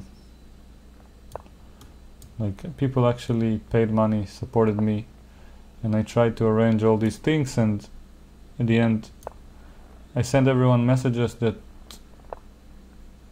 eventually did not see the light of day, I assume, because nobody responded. So I wanted to do some banter blitz like the good fellow Jan Gustafsson, or Sviller, should I say. I mean, I enjoyed watching Sviller's banter blitz. Not so long ago, a student of mine managed to beat him during the live stream.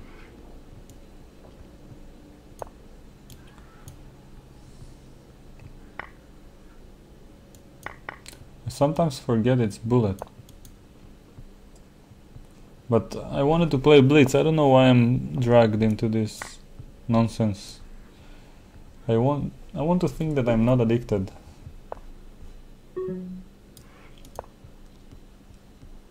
But my record shows otherwise.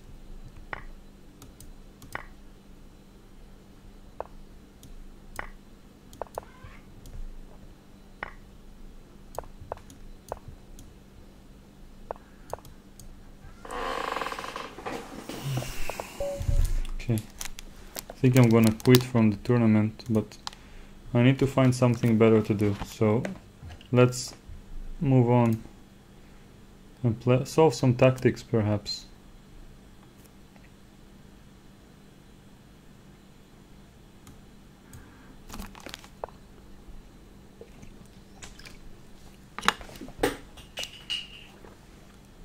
You guys are welcome to think about the solution. I'll be back momentarily.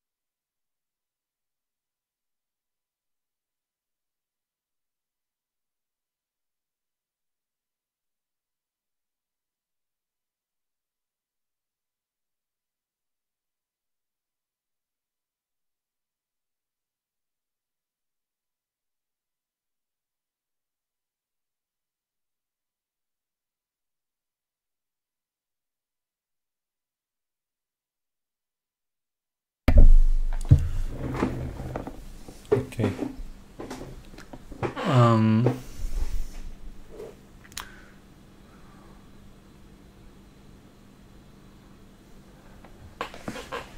People say bishop f6 or bishop h7.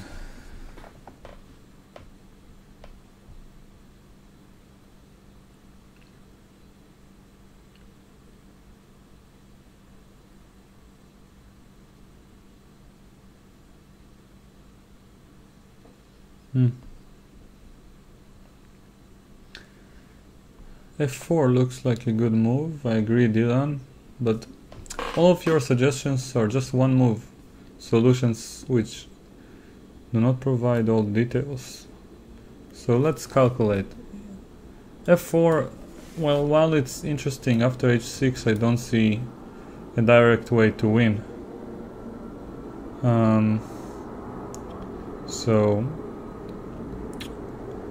And even if there is a way, it's a little bit too complicated for this exercise. Bishop takes f6, rook takes h4 is just exchanging pieces, because bishop d8, rook d8. So I'm left with bishop h7. If king h8, I have bishop e4 check and I'm winning, because then I go bishop takes f6 and queen h7 checkmate. And if knight takes h7, I have bishop takes d8. And then rook takes h4, I take the rook and I won a pawn and a rook for a piece. So it seems like bishop h7 is correct. Yes. But to be honest, I'm not very happy with the idea of solving tactics either. I'll do it some other time because, you know, I feel tired. I can afford to play blitz when I'm tired, but not to solve tactics because it takes some more energy and concentration from me. I'm willing to play one of the viewers if you're rated above 2400 on Lich's Blitz. Sorry if it sounds a bit arrogant, but I really want to get back to shape before the Israeli League, so I'm not sure. I'm not sure Lichess fits me when it comes to playing blitz. while streaming, and it's very sad because I want to do all my streams on Lichess. I think I won't resort to other sites. I will simply set some prearranged, if that's the word, arranged maybe, matches against opponents that are gonna be very entertaining to watch. Yeah. Plan some match, maybe against some players that I know personally. Okay, I have an idea, and honestly it's not my idea, it's what Dylan just wrote. I'm gonna just find a way to set up the simultaneous, the blindfold thing. I know how to do it for me to play, but I don't know how to make you people see all the pieces on the side. I'll try. Let's do it on stream, even though it's a little bit awkward. So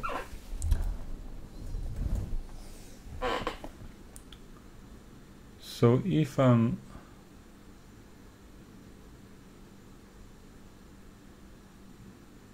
pressing this button here, is it affecting this one? No. Okay, that's good. Let's try and see what happens. Might result in a very badly, but we'll see. Okay, so now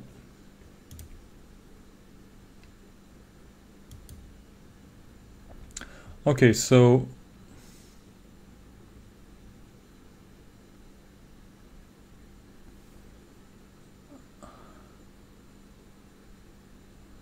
I think it should work out.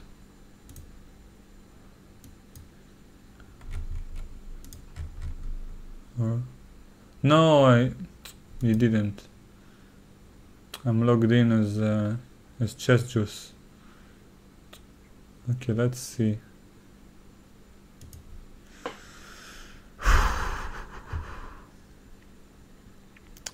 Okay, I'll try again.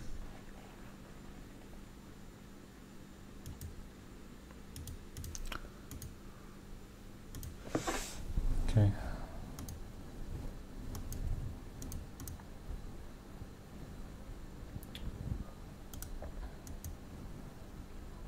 Now, preferences, blindfold chess, play. I'll play 3+2 blindfolded, but in order for it to work,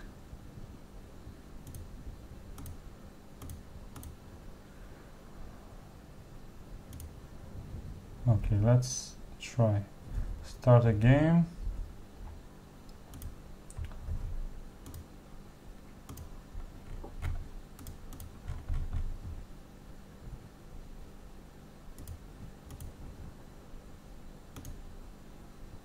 Okay.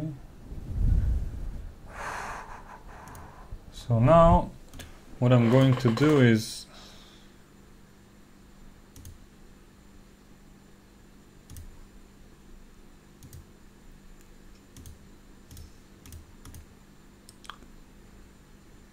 change the window to another one.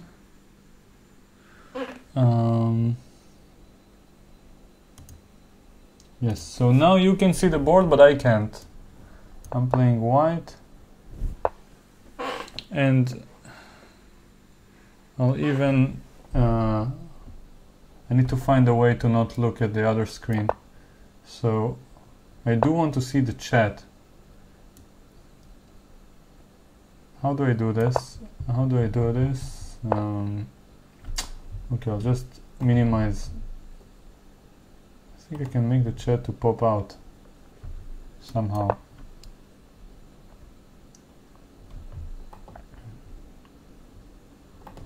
Yes, okay, so now I can only see the chat.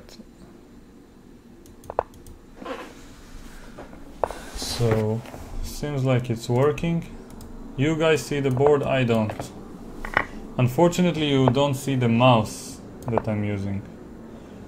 But I guess by the next stream I'll set it up a little bit better so that you'll see the mouse, you also see the way I make the moves on my... I can actually do it still.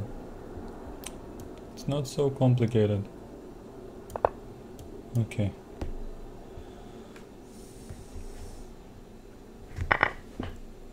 Okay, so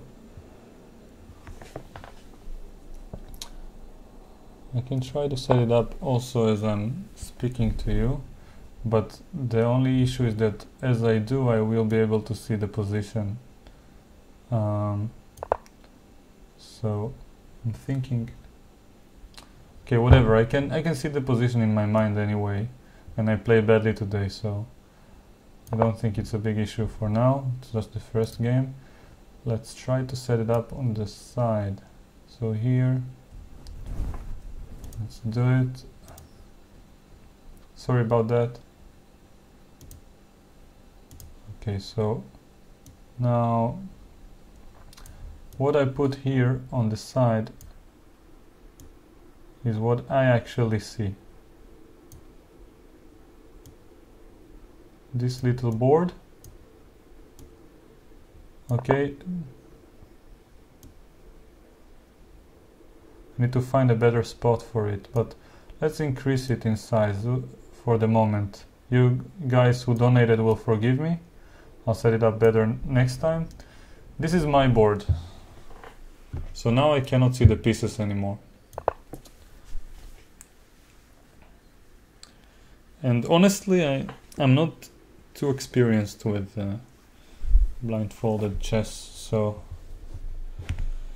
now you see the you see the mouse in both cases. Okay, but this is even funnier when you see like my version of the board. Different colors as well. Okay, so and when I'm having difficulties, I'm using this to paint the pieces, make it slightly easier for me. I don't like my position. Okay, let's play g4, a6, knight g3.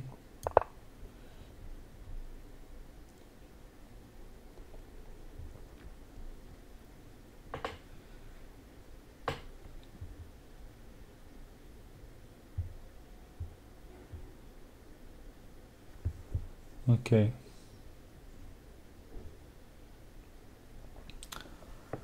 At some point it will be very funny. I don't mind the result, and you'll see what I mean. We'll suddenly stop understanding where are the pieces. There's always this moment, because I'm not very talented in blindfolded for the average GM.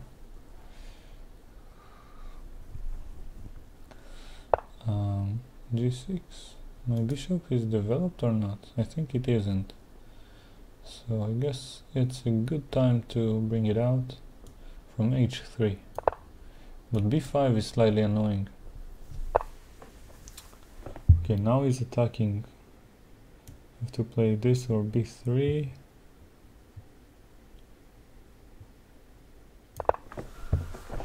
I'm a little bit scared. Am I losing the g4 pawn? Oh my god. I think I am. It's so scary. Okay, let's go for the attack. Bishop h3, knight f2, bishop takes d7, and queen takes e5. I'm probably lost, but at least I'll be able to make some moves. Knight f2 takes, king takes. Maybe rook f1 is a better move, I don't know. It's too scary.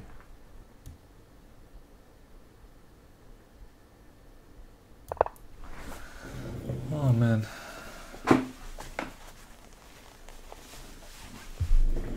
Okay, so I see all the pieces, I think, but I'm not sure if I'm just a little bit lost or completely lost. So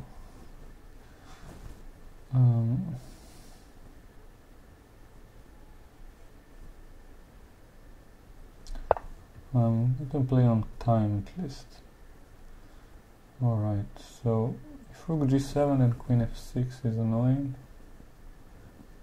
I guess I can go all the way back to f3 and I have a double attack on the knight and on e5.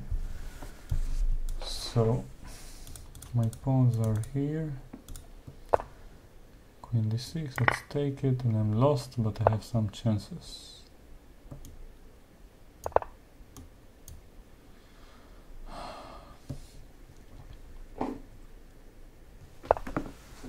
g5, okay, the knight is back to the game. Oh my god, is he a pawn up? How many pawns does he have? 1, 2, 3, 4, 5, 6. I have 6 as well. Okay. He cannot castle. Where is the king? I don't know. He's on e8, I think. Okay. King d7, queen b3. Queen a4 check. King c6. What the fuck?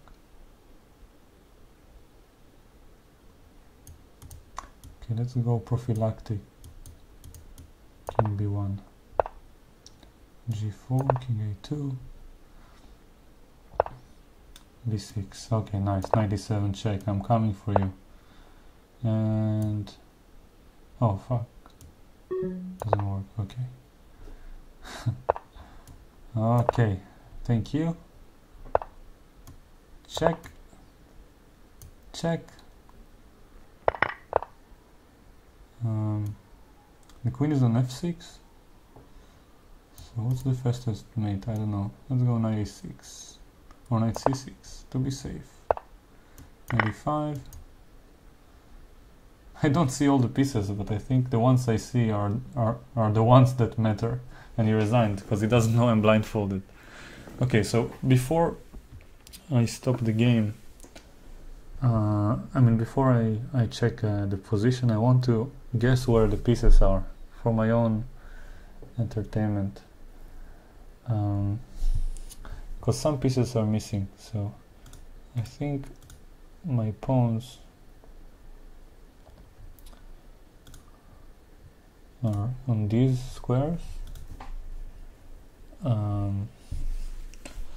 My king is right here.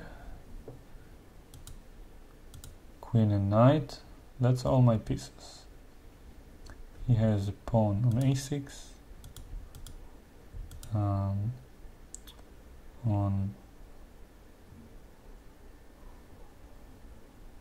b6.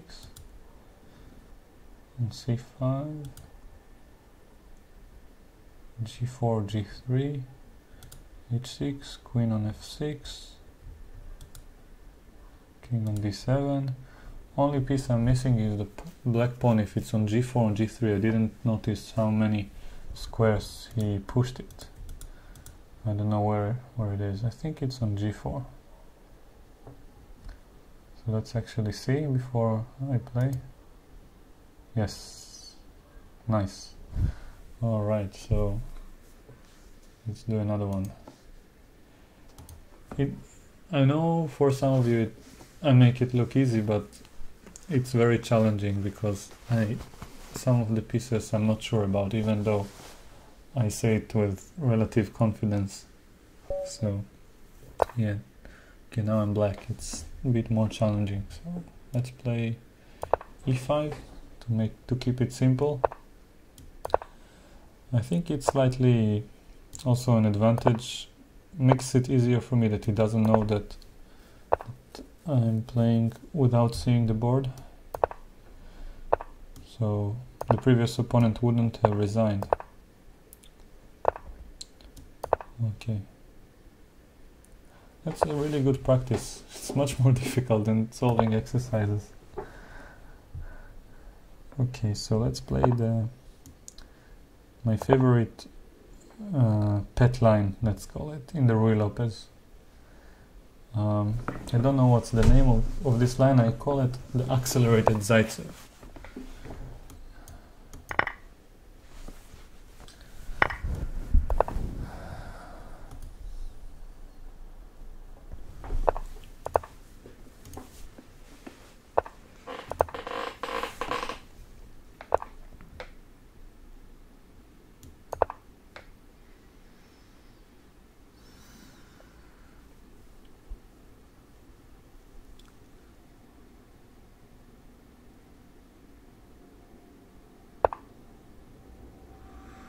Bishop d2. This is a weird move. Incredibly weird. Let's go knight c4. I've seen this move before, but I don't remember what's the antidote.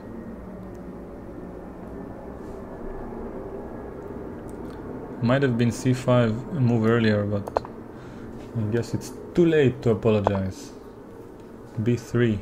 Knight a3 attacks his bishop.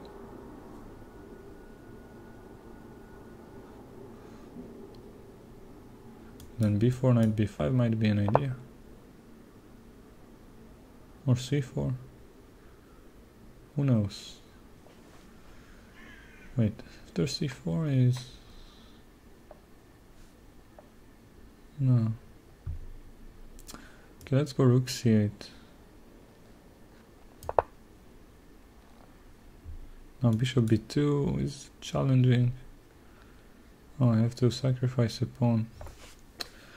Or play b4. I guess queen a5 is... Okay.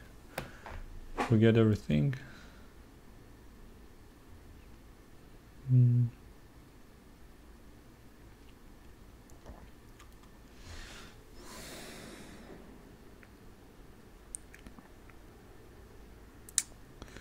Played something imprecise earlier. Now I have to pay the price.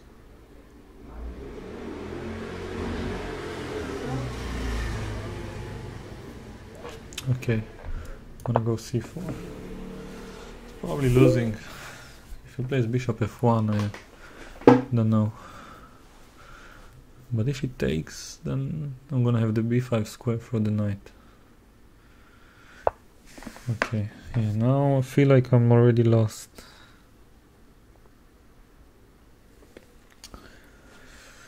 Let's go a5, but then bishop b2. I'm losing the pawn, at least. So tough. Okay, take. He takes.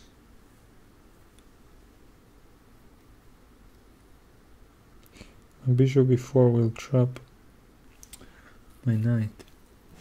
So I guess a5 is an option to save it with b4.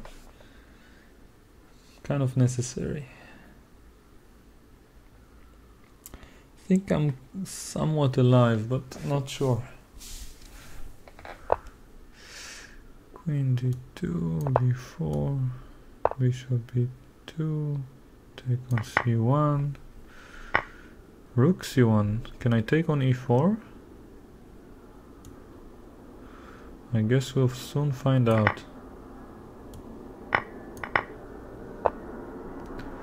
Yes. Okay. Let's go back. Rook c6. Oh man, this is complicated. I don't know if I'll handle the time pressure.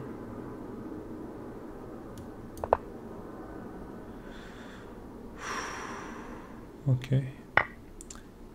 What? What am I missing?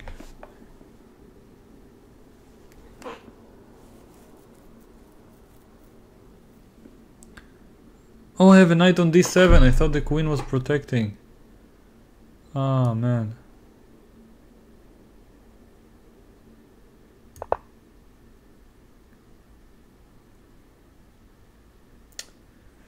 I have 36 seconds with no increment. No, I have increment. Okay, I have to. Oh man, it's so tough.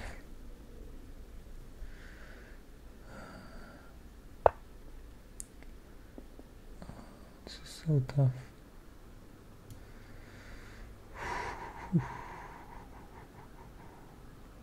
Oh my god, I'm so lost. Okay, let's go back. Where's the queen? On d2? This is so difficult. You can take on a3 and queen takes a5.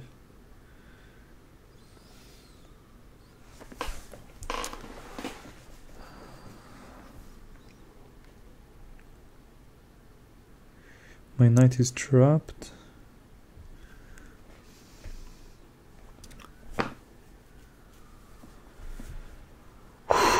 d5, okay. Knight c5 makes some sense. Oh no! Rook is attacking the bishop. Oh my god.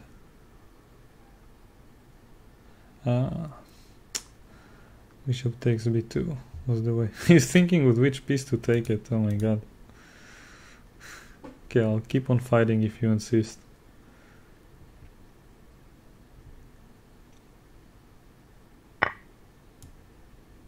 Takes with the rook. Okay, let's see. Let's see your technique. Queen, bishop c4, you don't even go queen b2. Okay, I'm gonna fight for my life here. Oh no, not much life left. Oh my goodness. Queen e3, checkmate. I see checkmate in one and you don't.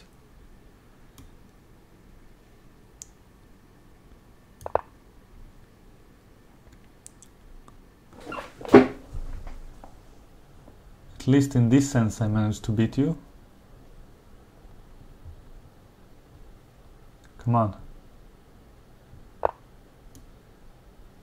Mate me if you can.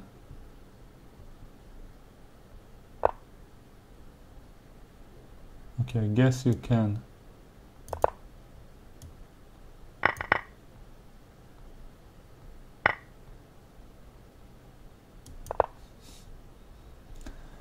You have to appreciate my sense of humor in this position. Knight f3, nice.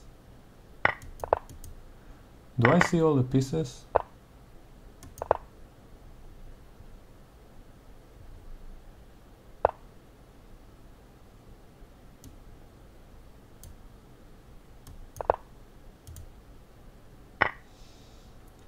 It's almost a cellmate. Oh, I have a pawn here, right? Okay, let's get rid of it. Okay, I think he's gonna checkmate me with queen g3. No? He wants to have fun? Okay. Now let's see once again if I know all the pieces. That's a challenge. Queen here, bishop here, knight here, king here. Oh, that's challenging. My pawns are here and here. My king is on g4, I think.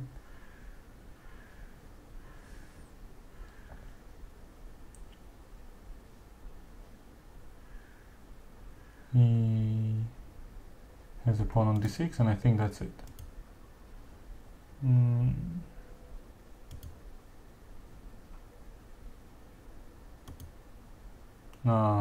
Okay. Yeah, my pawn was on b2. Okay. Have to improve. Let's play another one. Oh, but this is good. This is good practice. I think I'm gonna keep up with this. I just need to find a way to commentate when I don't see the board. Okay. So I'm white. Let's play e4 like Julien asked. Caro-Kann. Main line of the Caro-Kann. Knight d2 or knight c3. Trying to trap the bish. Knight e5 is kind of a threat. He prevents it. And now I'm playing the Boroditsky variation. which is the same like the main line without h5. The point is that in this position, after queen e2, if he castles like he does, I have knight f1, and with the pawn h4, g4, g5 is slightly more challenging for him. Knight g4 is a good move, actually. So I'm not even sure how to continue the attack, but I'll try. I'm not going to shy away from attacking my lovely opponent.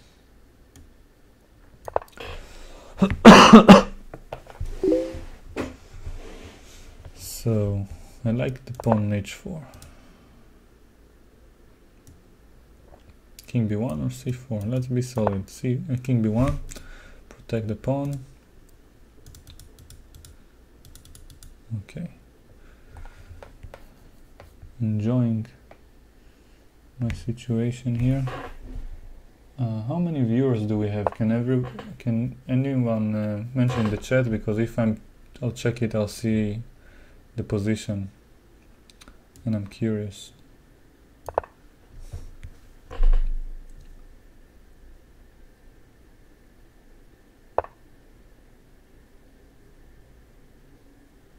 Queen e4.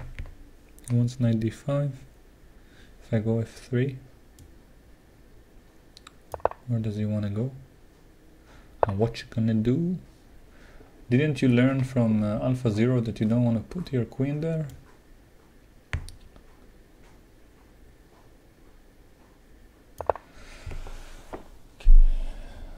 G8 is coming for you. 78, that's not so bad. 78 of you are enjoying this art form. It seems like I should be close to winning, but then again, I'm not. Okay, let's go back. All the way. Move, bish. Get off the way. Get off the way, bish. And I think bishop takes h6 is working, because I have knight f7 check. If queen h6 for king.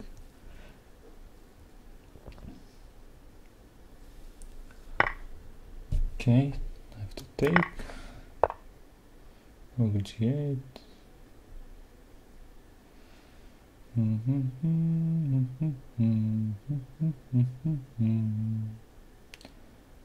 Where do I want it?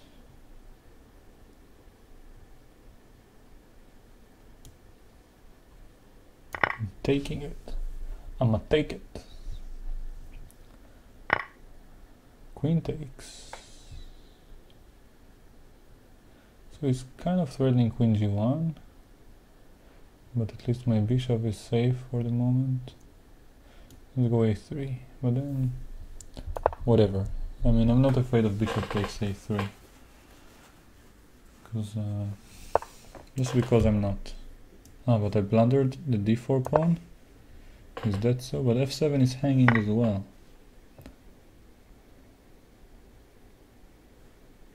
Okay, let's take it. e6 is hanging now, and is queen c4 going to be perpetual? I think I have bishop c1, so the answer is no.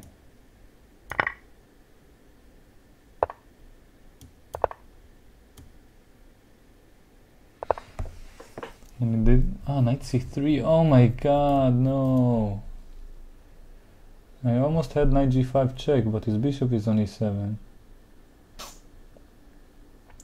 Yeah, that's an easy tactic to miss in this time control. I guess king a1 was a perpetual. Oh man, that's painful. Okay, time to resign. So let's make sure I see all the pieces at least. Okay, so these are my pawns. Maybe pawn on h4. Queen. Bishop, knight. King. This is all my pieces. He has pawn, pawn, another one, queen, knight, bishop, king. I think that's about it. Yes. Okay. Nice. Mikhail Pavlov wants to play with me.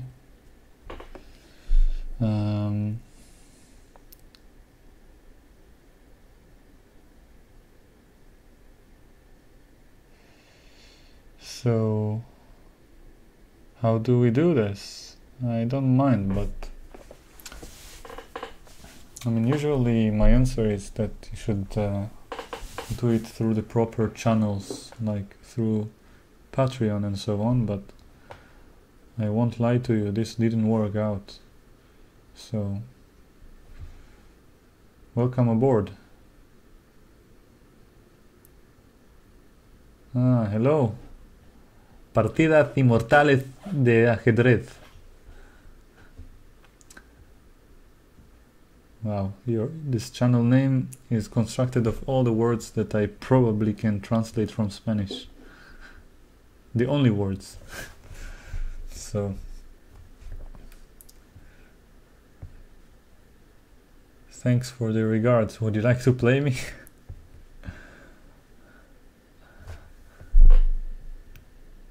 I don't see the challenge, sorry. Thank you for the pronunciation compliment, but I need an opponent. That's much more important. I want to play until I fall asleep on the keyboard. So, or at least find a sponsor one day.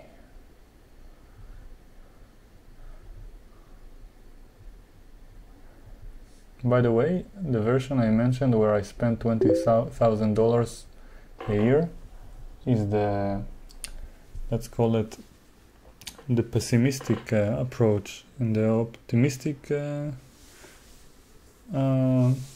scenario, I'm intending to spend 50% more every year, and I even take on a coach and another person to be my second in certain tournaments that are important. And yeah, these two things are, one of these two will take place either way. But playing at least 7 strong tournaments in 2018 is already in my schedule. Just need to find a way to finance it. And the first one on the line is Gibraltar. Nobody is challenging me, so I don't know why, but maybe I'm not open to challenges, I don't know.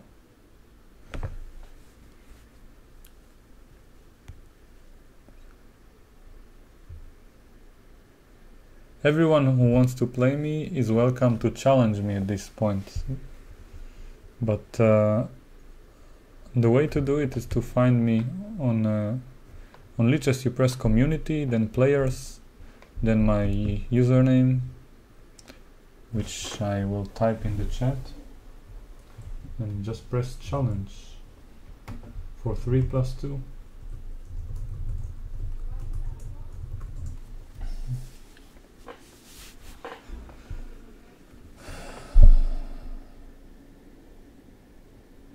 So I'm not open. Let's change this very sad fact. Open to challenges.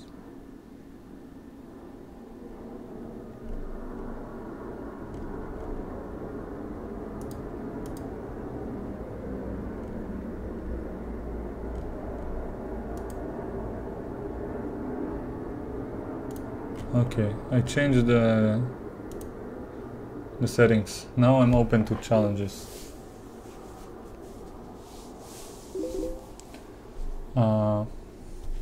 I like all the positive comments, and the fact that many people want to play me, but I'll take Crush King first, since this is not a stream about playing against my subscribers. I'll only do it if I have no stronger opponent, so hope you understand. I'll do a particular stream for it once I figure out how to do the Patreon thing properly. So here we go.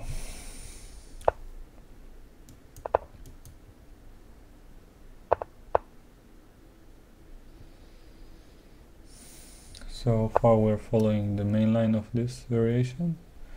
Now let's play this move. The idea is that after d5 I can transpose to the Caro-Kann with, it's called the fantasy variation, with f3. And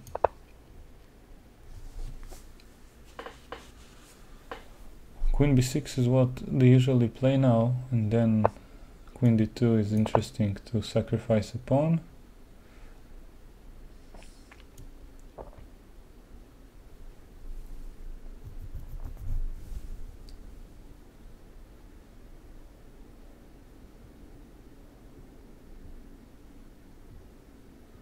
So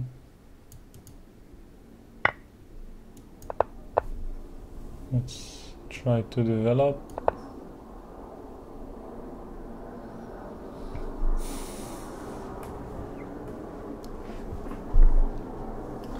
It's really tough with no increment, but okay, I guess it's tough either way. So now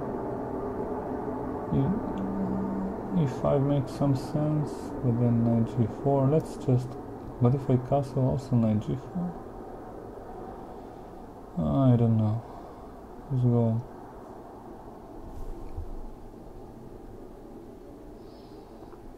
Let's go castles.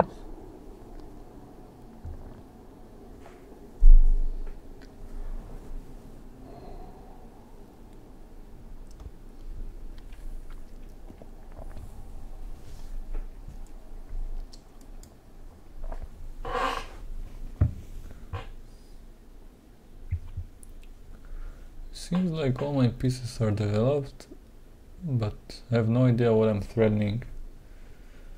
And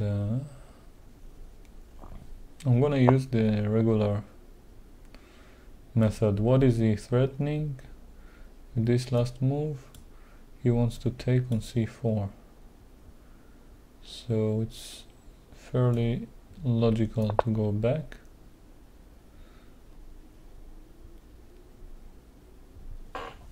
e5 is a good idea. No? b4.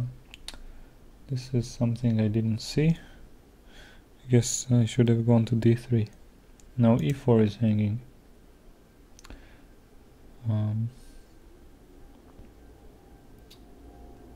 Okay, I guess I cannot save the pawn.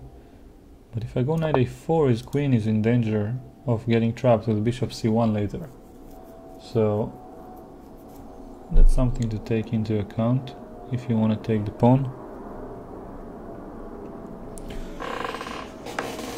So still fairly complicated, and I like the fact that all my pieces are developed already.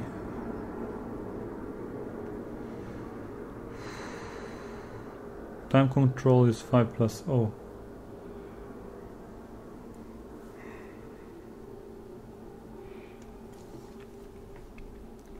I think I deserve another date.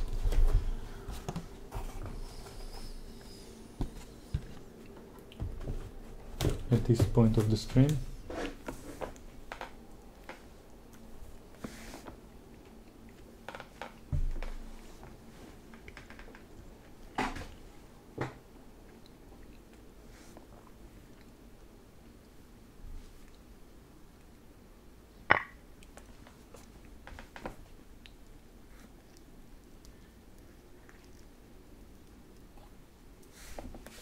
I guess if queen d3 is gonna go knight c3.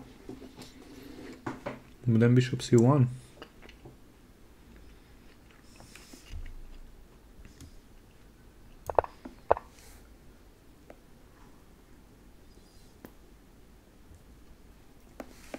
Bishop a6.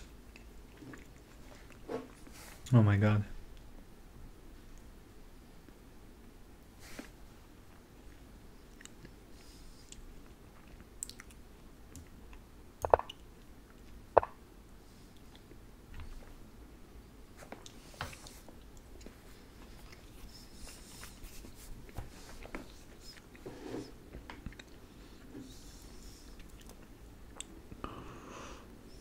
Okay, let's calculate. I'm thinking about queen takes c3.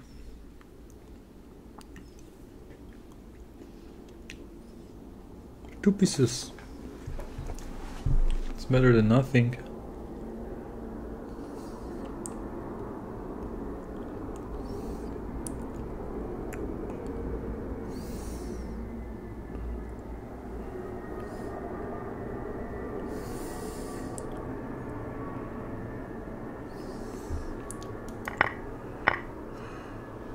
Queen takes a4, I admit I didn't see.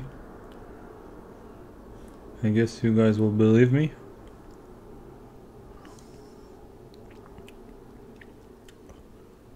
I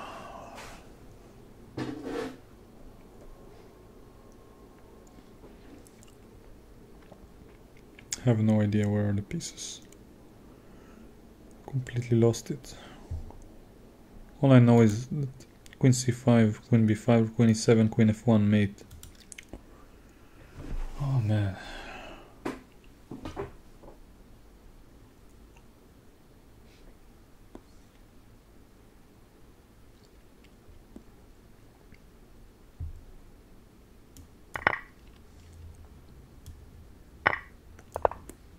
Two pawns down. Playing the endgame.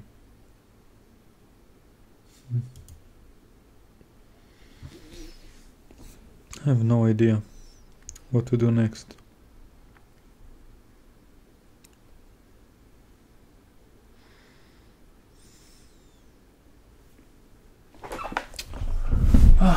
Not much time and no increment is gonna beat me. The time pressure is so good at ultra bullet.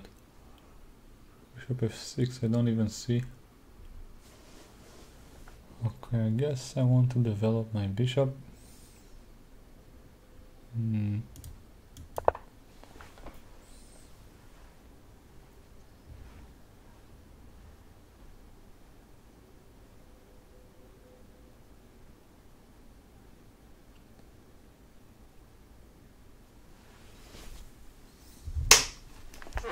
Going down so badly.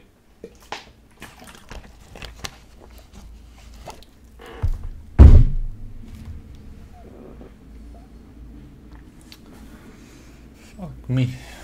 So tough. Bishop on a3, a4, knight f3, pawn d4, c2, a2, g2, h2. Still have 5 pawns left.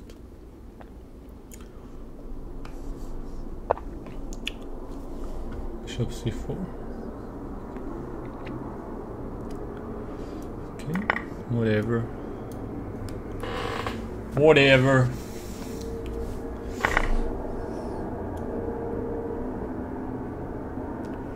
Your knight is not developed yet, which makes me feel like I have a chance.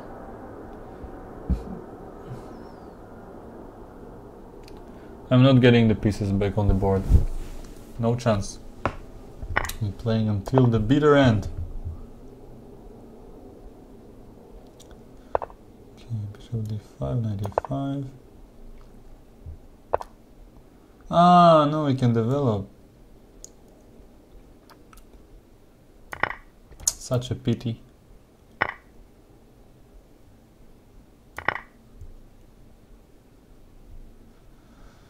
Ah.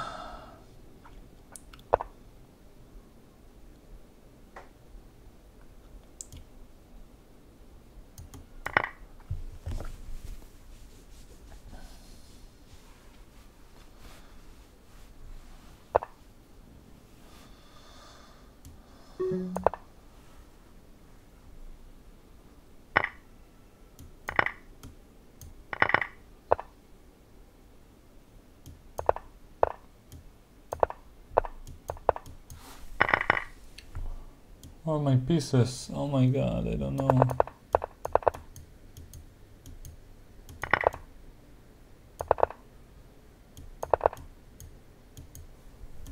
Where's my A pawn? Is it gone? Am I losing? Am I winning? I don't know. I think I can see the position.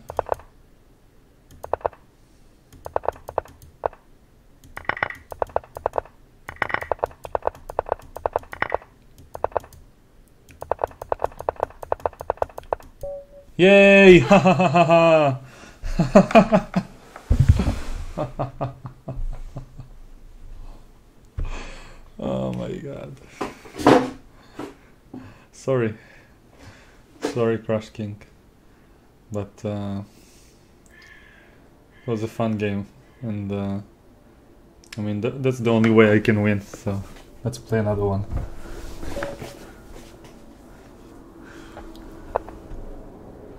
Oh my god. I'm asking for trouble, aren't I? Okay, that's the last one for tonight. After this I'm gonna go to sleep. I think I have to wake up in like 3 hours.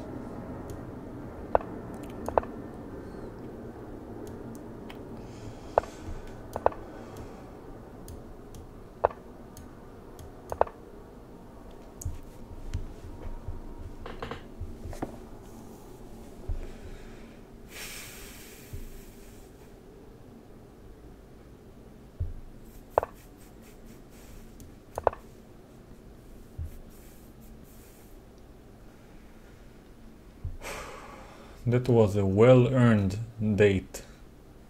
I pre-ate it, but I've earned it. Okay.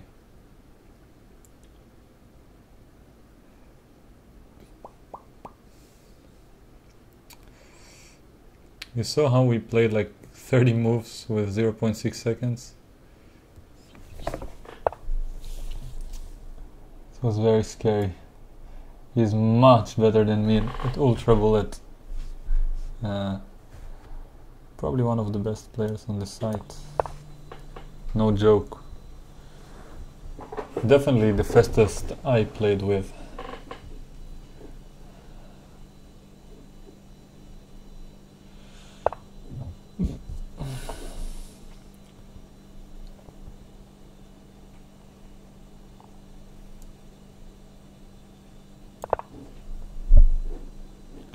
Maybe knight h6 is more precise.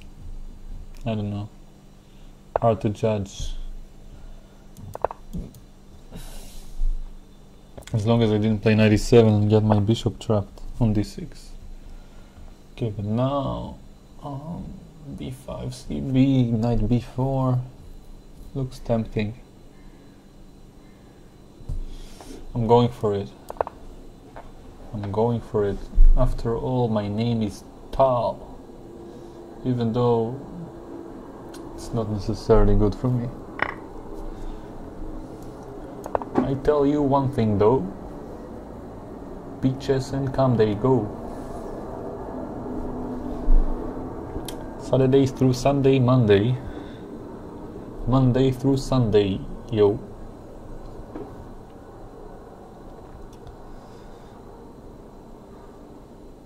I didn't stop streaming with Hutch, and I'm hoping we will have the chance to collaborate again, but Hutch is a very busy person,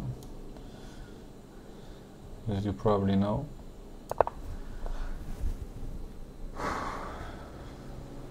So, but thanks for reminding me. Now that my live stream function actually works out, I can contact him again. I wanted to do it for a while and didn't because of my technical difficulties.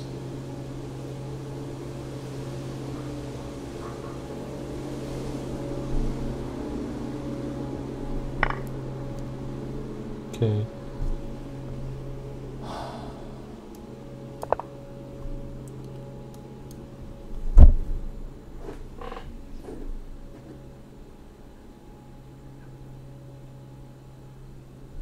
c6 is a threat. Did he just blunder? No. Take, I take over on b4, take on a4, take on d6, takes.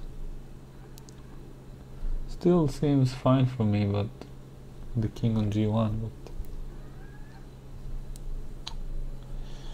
I want more out of this scenario. Bishop b5, bishop b4, bishop b4, bishop b5.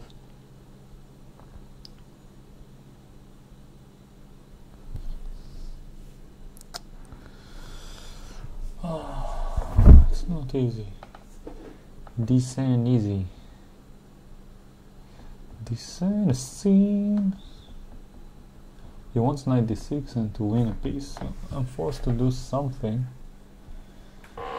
Knight d3 kind of makes sense.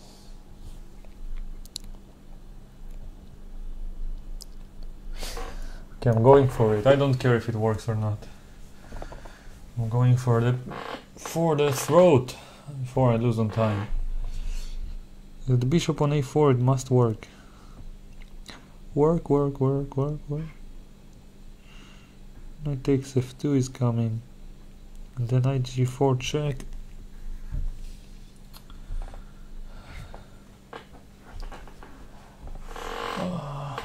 Knight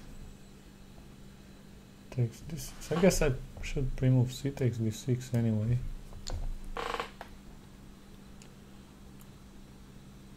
The bishop on a6 definitely helps with the attack. I thought of a variation earlier. Knight d6, c d6, bishop d6, knight takes f2, bishop f4, knight h3. And now I realize it's actually checkmate because bishop on a6 takes the f1 square. So it seems very powerful, but he might have some f4 intermezzo. Okay, whatever. Let's go for the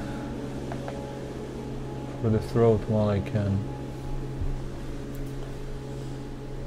That's the garbage truck. If I don't win this game, I hope it will take me with it.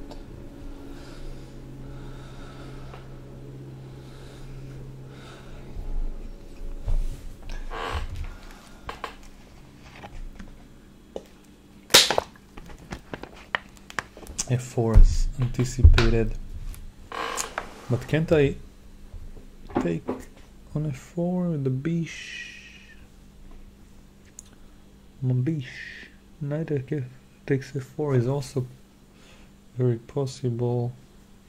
It's also hard to understand. Takes, but then rook on f8 is kind of hanging.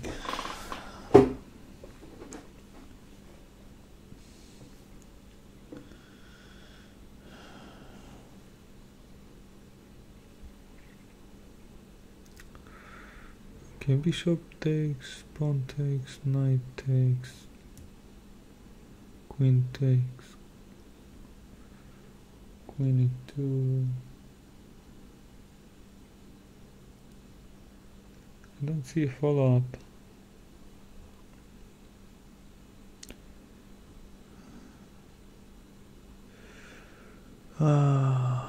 It takes f3, queen takes f3.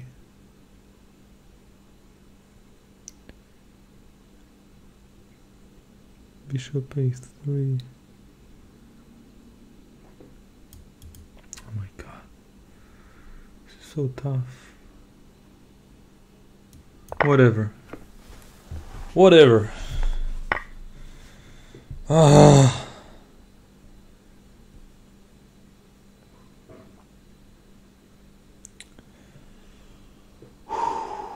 Bishop takes b5. Am I winning?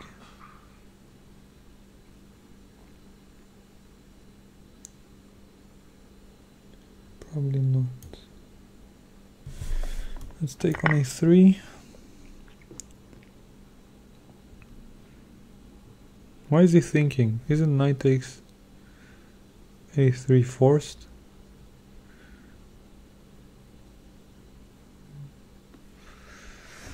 Oh my god. What am I playing afterwards? I don't have a move. Oh my god, what the fuck? What the fuck is going on? Ah, I'm gonna lose on time. Okay, let's play here. Okay, Czech Republic. 5. No legal.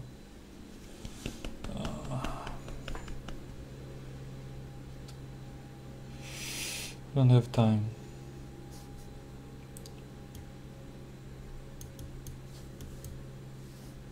Fuck me. Don't see a move. Okay, whatever. Ah.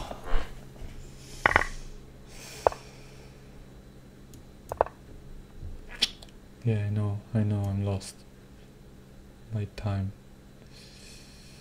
What can I do? What you gonna do?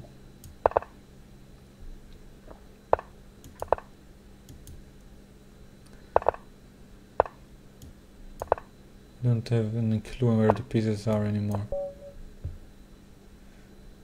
But even though I don't know where they are, let's try to paint the position.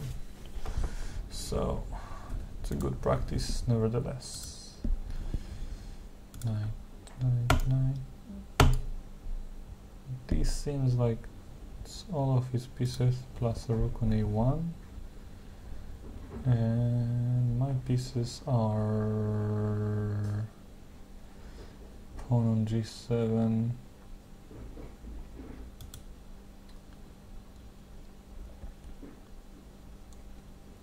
here, queen here, no, it went to e6, pawn, let's do it blue, pawn, pawn, pawn, pawn, that's about it.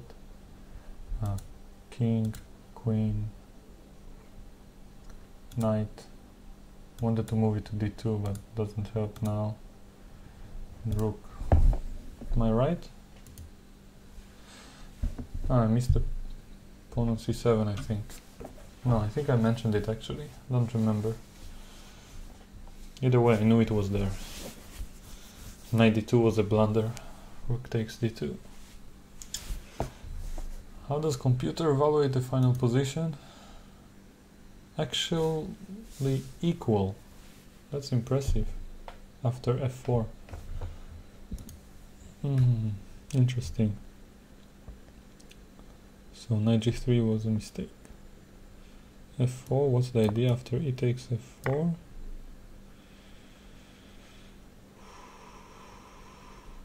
I don't know. Queen d6. Okay. Whatever. I want to analyze this game a bit with the laptop. So here queen g5 should be better for black. Yes. Now knight f6 was the best move. Castles according to the engine followed by cd knight e7 makes a lot of sense. Even bishop g4. Let me demonstrate this. Very high level stuff, followed by knight b4. The point is that after f3 you cannot win a tempo because knight d5 comes next, and if bishop h3 check. So castles was very strong. I played a6. This is a mistake. Now castles is even stronger. I should have played it without thinking twice. But this is also good apparently. Okay, so now I should have castled, which I did. Now bishop g4 was very powerful, because then I get knight d3 with tempo. And if queen b1, knight d3 nevertheless. ab, and now bishop a6, still I'm winning. Knight g4 was the way. Yeah, to bring an additional piece instead of play with the knight. Yeah, and after knight d6, knight takes e3. Not f2 with h4. Interesting. Knight g4 was very strong. Okay, knight d3, f4. Now knight takes f4 was a move I considered, but Yeah, for some reason I didn't understand what's the follow-up. Apparently bishop e3 is too strong of a threat, obviously. Had I seen the board I would have found it, I think. Okay, ef, queen f, bishop a3, h4 was such an annoying move to deal with. I wanted to play knight g4. I was actually thinking about it, but I couldn't find a follow-up here. I didn't see the knight on d2 was hanging. Oh fuck. No, it's okay. You guys see the board, right? I'm analyzing on the board that you have in the corner. I was thinking for a moment you still see it blindfolded. Okay. So, if I might as well get it over here as well. So, and get this one away. Okay, this is better. So,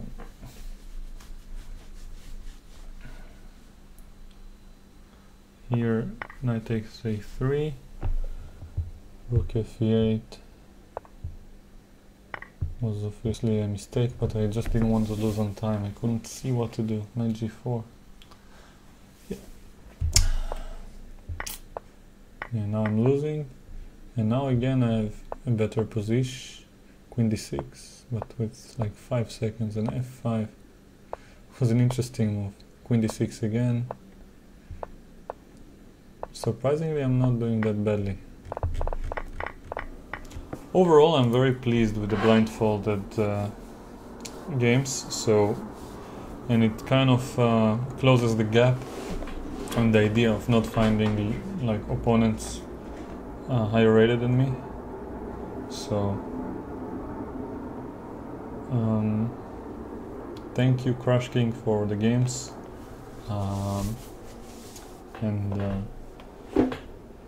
Well, I'm quite happy. I'm gonna do it more often. I hope that I managed to provide some decent instructive commentary, even though I don't see the board. I don't know how I look. Maybe I'm just thinking quietly, but I can hardly imagine myself not talking while thinking. So let me know now in the comments before I go off if there was some commentary and if the blindfolded part was actually entertaining or just solely impressive, so to speak.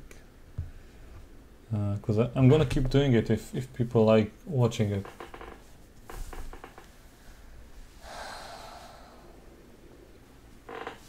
I do read the chat, I just don't always react.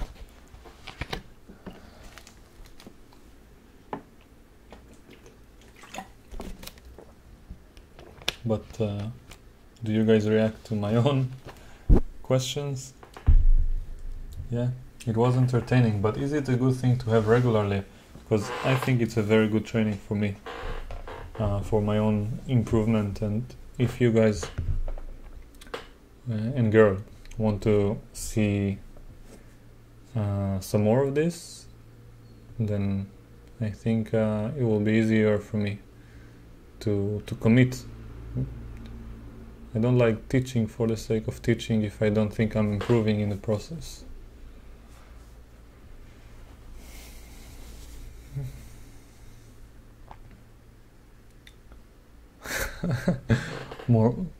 Morillo Perone. He says it is instructive in the sense of promoting blindfold chess. Well, that's not what I'm here for.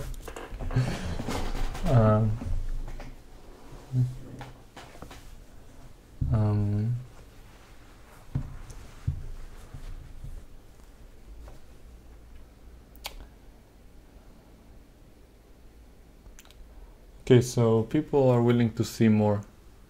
That's good. I'm gonna do some more of these. And next time I play some normal blitz, I think I'll just invite a higher rated opponent to join me. I like your advice, Apple Tyler, to make some jokes and play music and have more followers, but I mean, I like the fact that you care, but not willing to do it. As I said, I want to improve my own chess. I will do some things that I didn't do before for the sake of popularity, but it's not going to be music or jokes. It's going to be covering a bit more trendy topics like the Alpha Zero match, or let's say following the recent games on the top level, in general chess news. And I admit that this is something I wanted to avoid early on, let's say in the last year and a half, but for some reason I also thought that if I'm going to do whatever I'm doing now, it will attract much more following and support, which didn't happen in practice. And before I leave, I want to mention that I have a complete shift in strategy where it comes to my channel. Originally I thought when I opened the channel that sooner or later I might become a commentator on some chess tournaments, or at least collaborate with one of the big chess sites like chess.com or chess24, but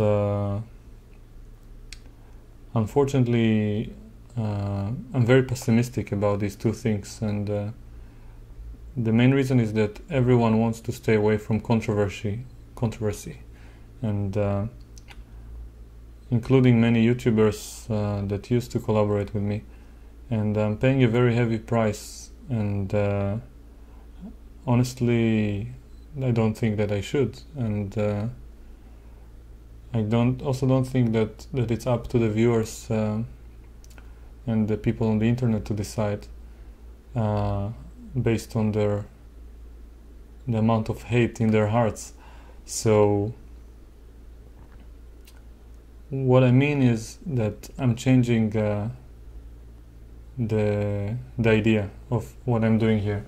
So I was focusing on let's say authenticity and trying to improve my chess and giving you a chance to see it, and I will continue to do so every now and then, but I'll also go with the classical approach of the more quantity viewers and so on, and approaching instead of approaching the 2300 plus players from the standards point of view, and hoping that low rated players will have some inspiration from it as well. I think the 1200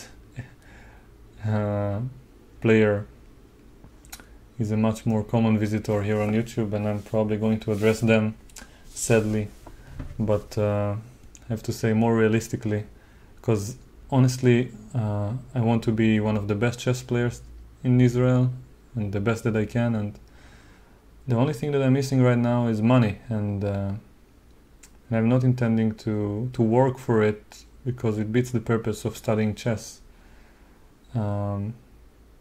Then there's no point for anything that I do chess wise. So I think that I'm gonna work eventually if I have to, meaning having a proper job or taking some students, but overall if I have the hope that I will find some way to sponsor my chess endeavors one way or another, and I hope it doesn't give you a headache to keep hearing me saying it, because who knows if someone who will potentially support me suddenly show up for 5 minutes of my stream, and I say it in those exact 5 minutes. So that's the only price that you will pay for watching my streams. And thank you for the optimism, I agree. Apple, Taylor, and everyone else. And as I said in the beginning, I'm not sure if it's in this version or in the bad version of the stream, but that I don't mind that 80 or 90% of the people who will see or get exposed to what I do will hate me and think I'm a liar or a bad person or whatever. As long as some of you appreciate it and actually can let's say find value in this, because this really is a privilege for me to be able to contribute something back, as chess given me so much and continues to do so. So without further ado, I want to thank you all very much for watching. I hope you enjoyed watching this video, or at least learned something from it. And if you want to learn some more, then keep watching the next videos.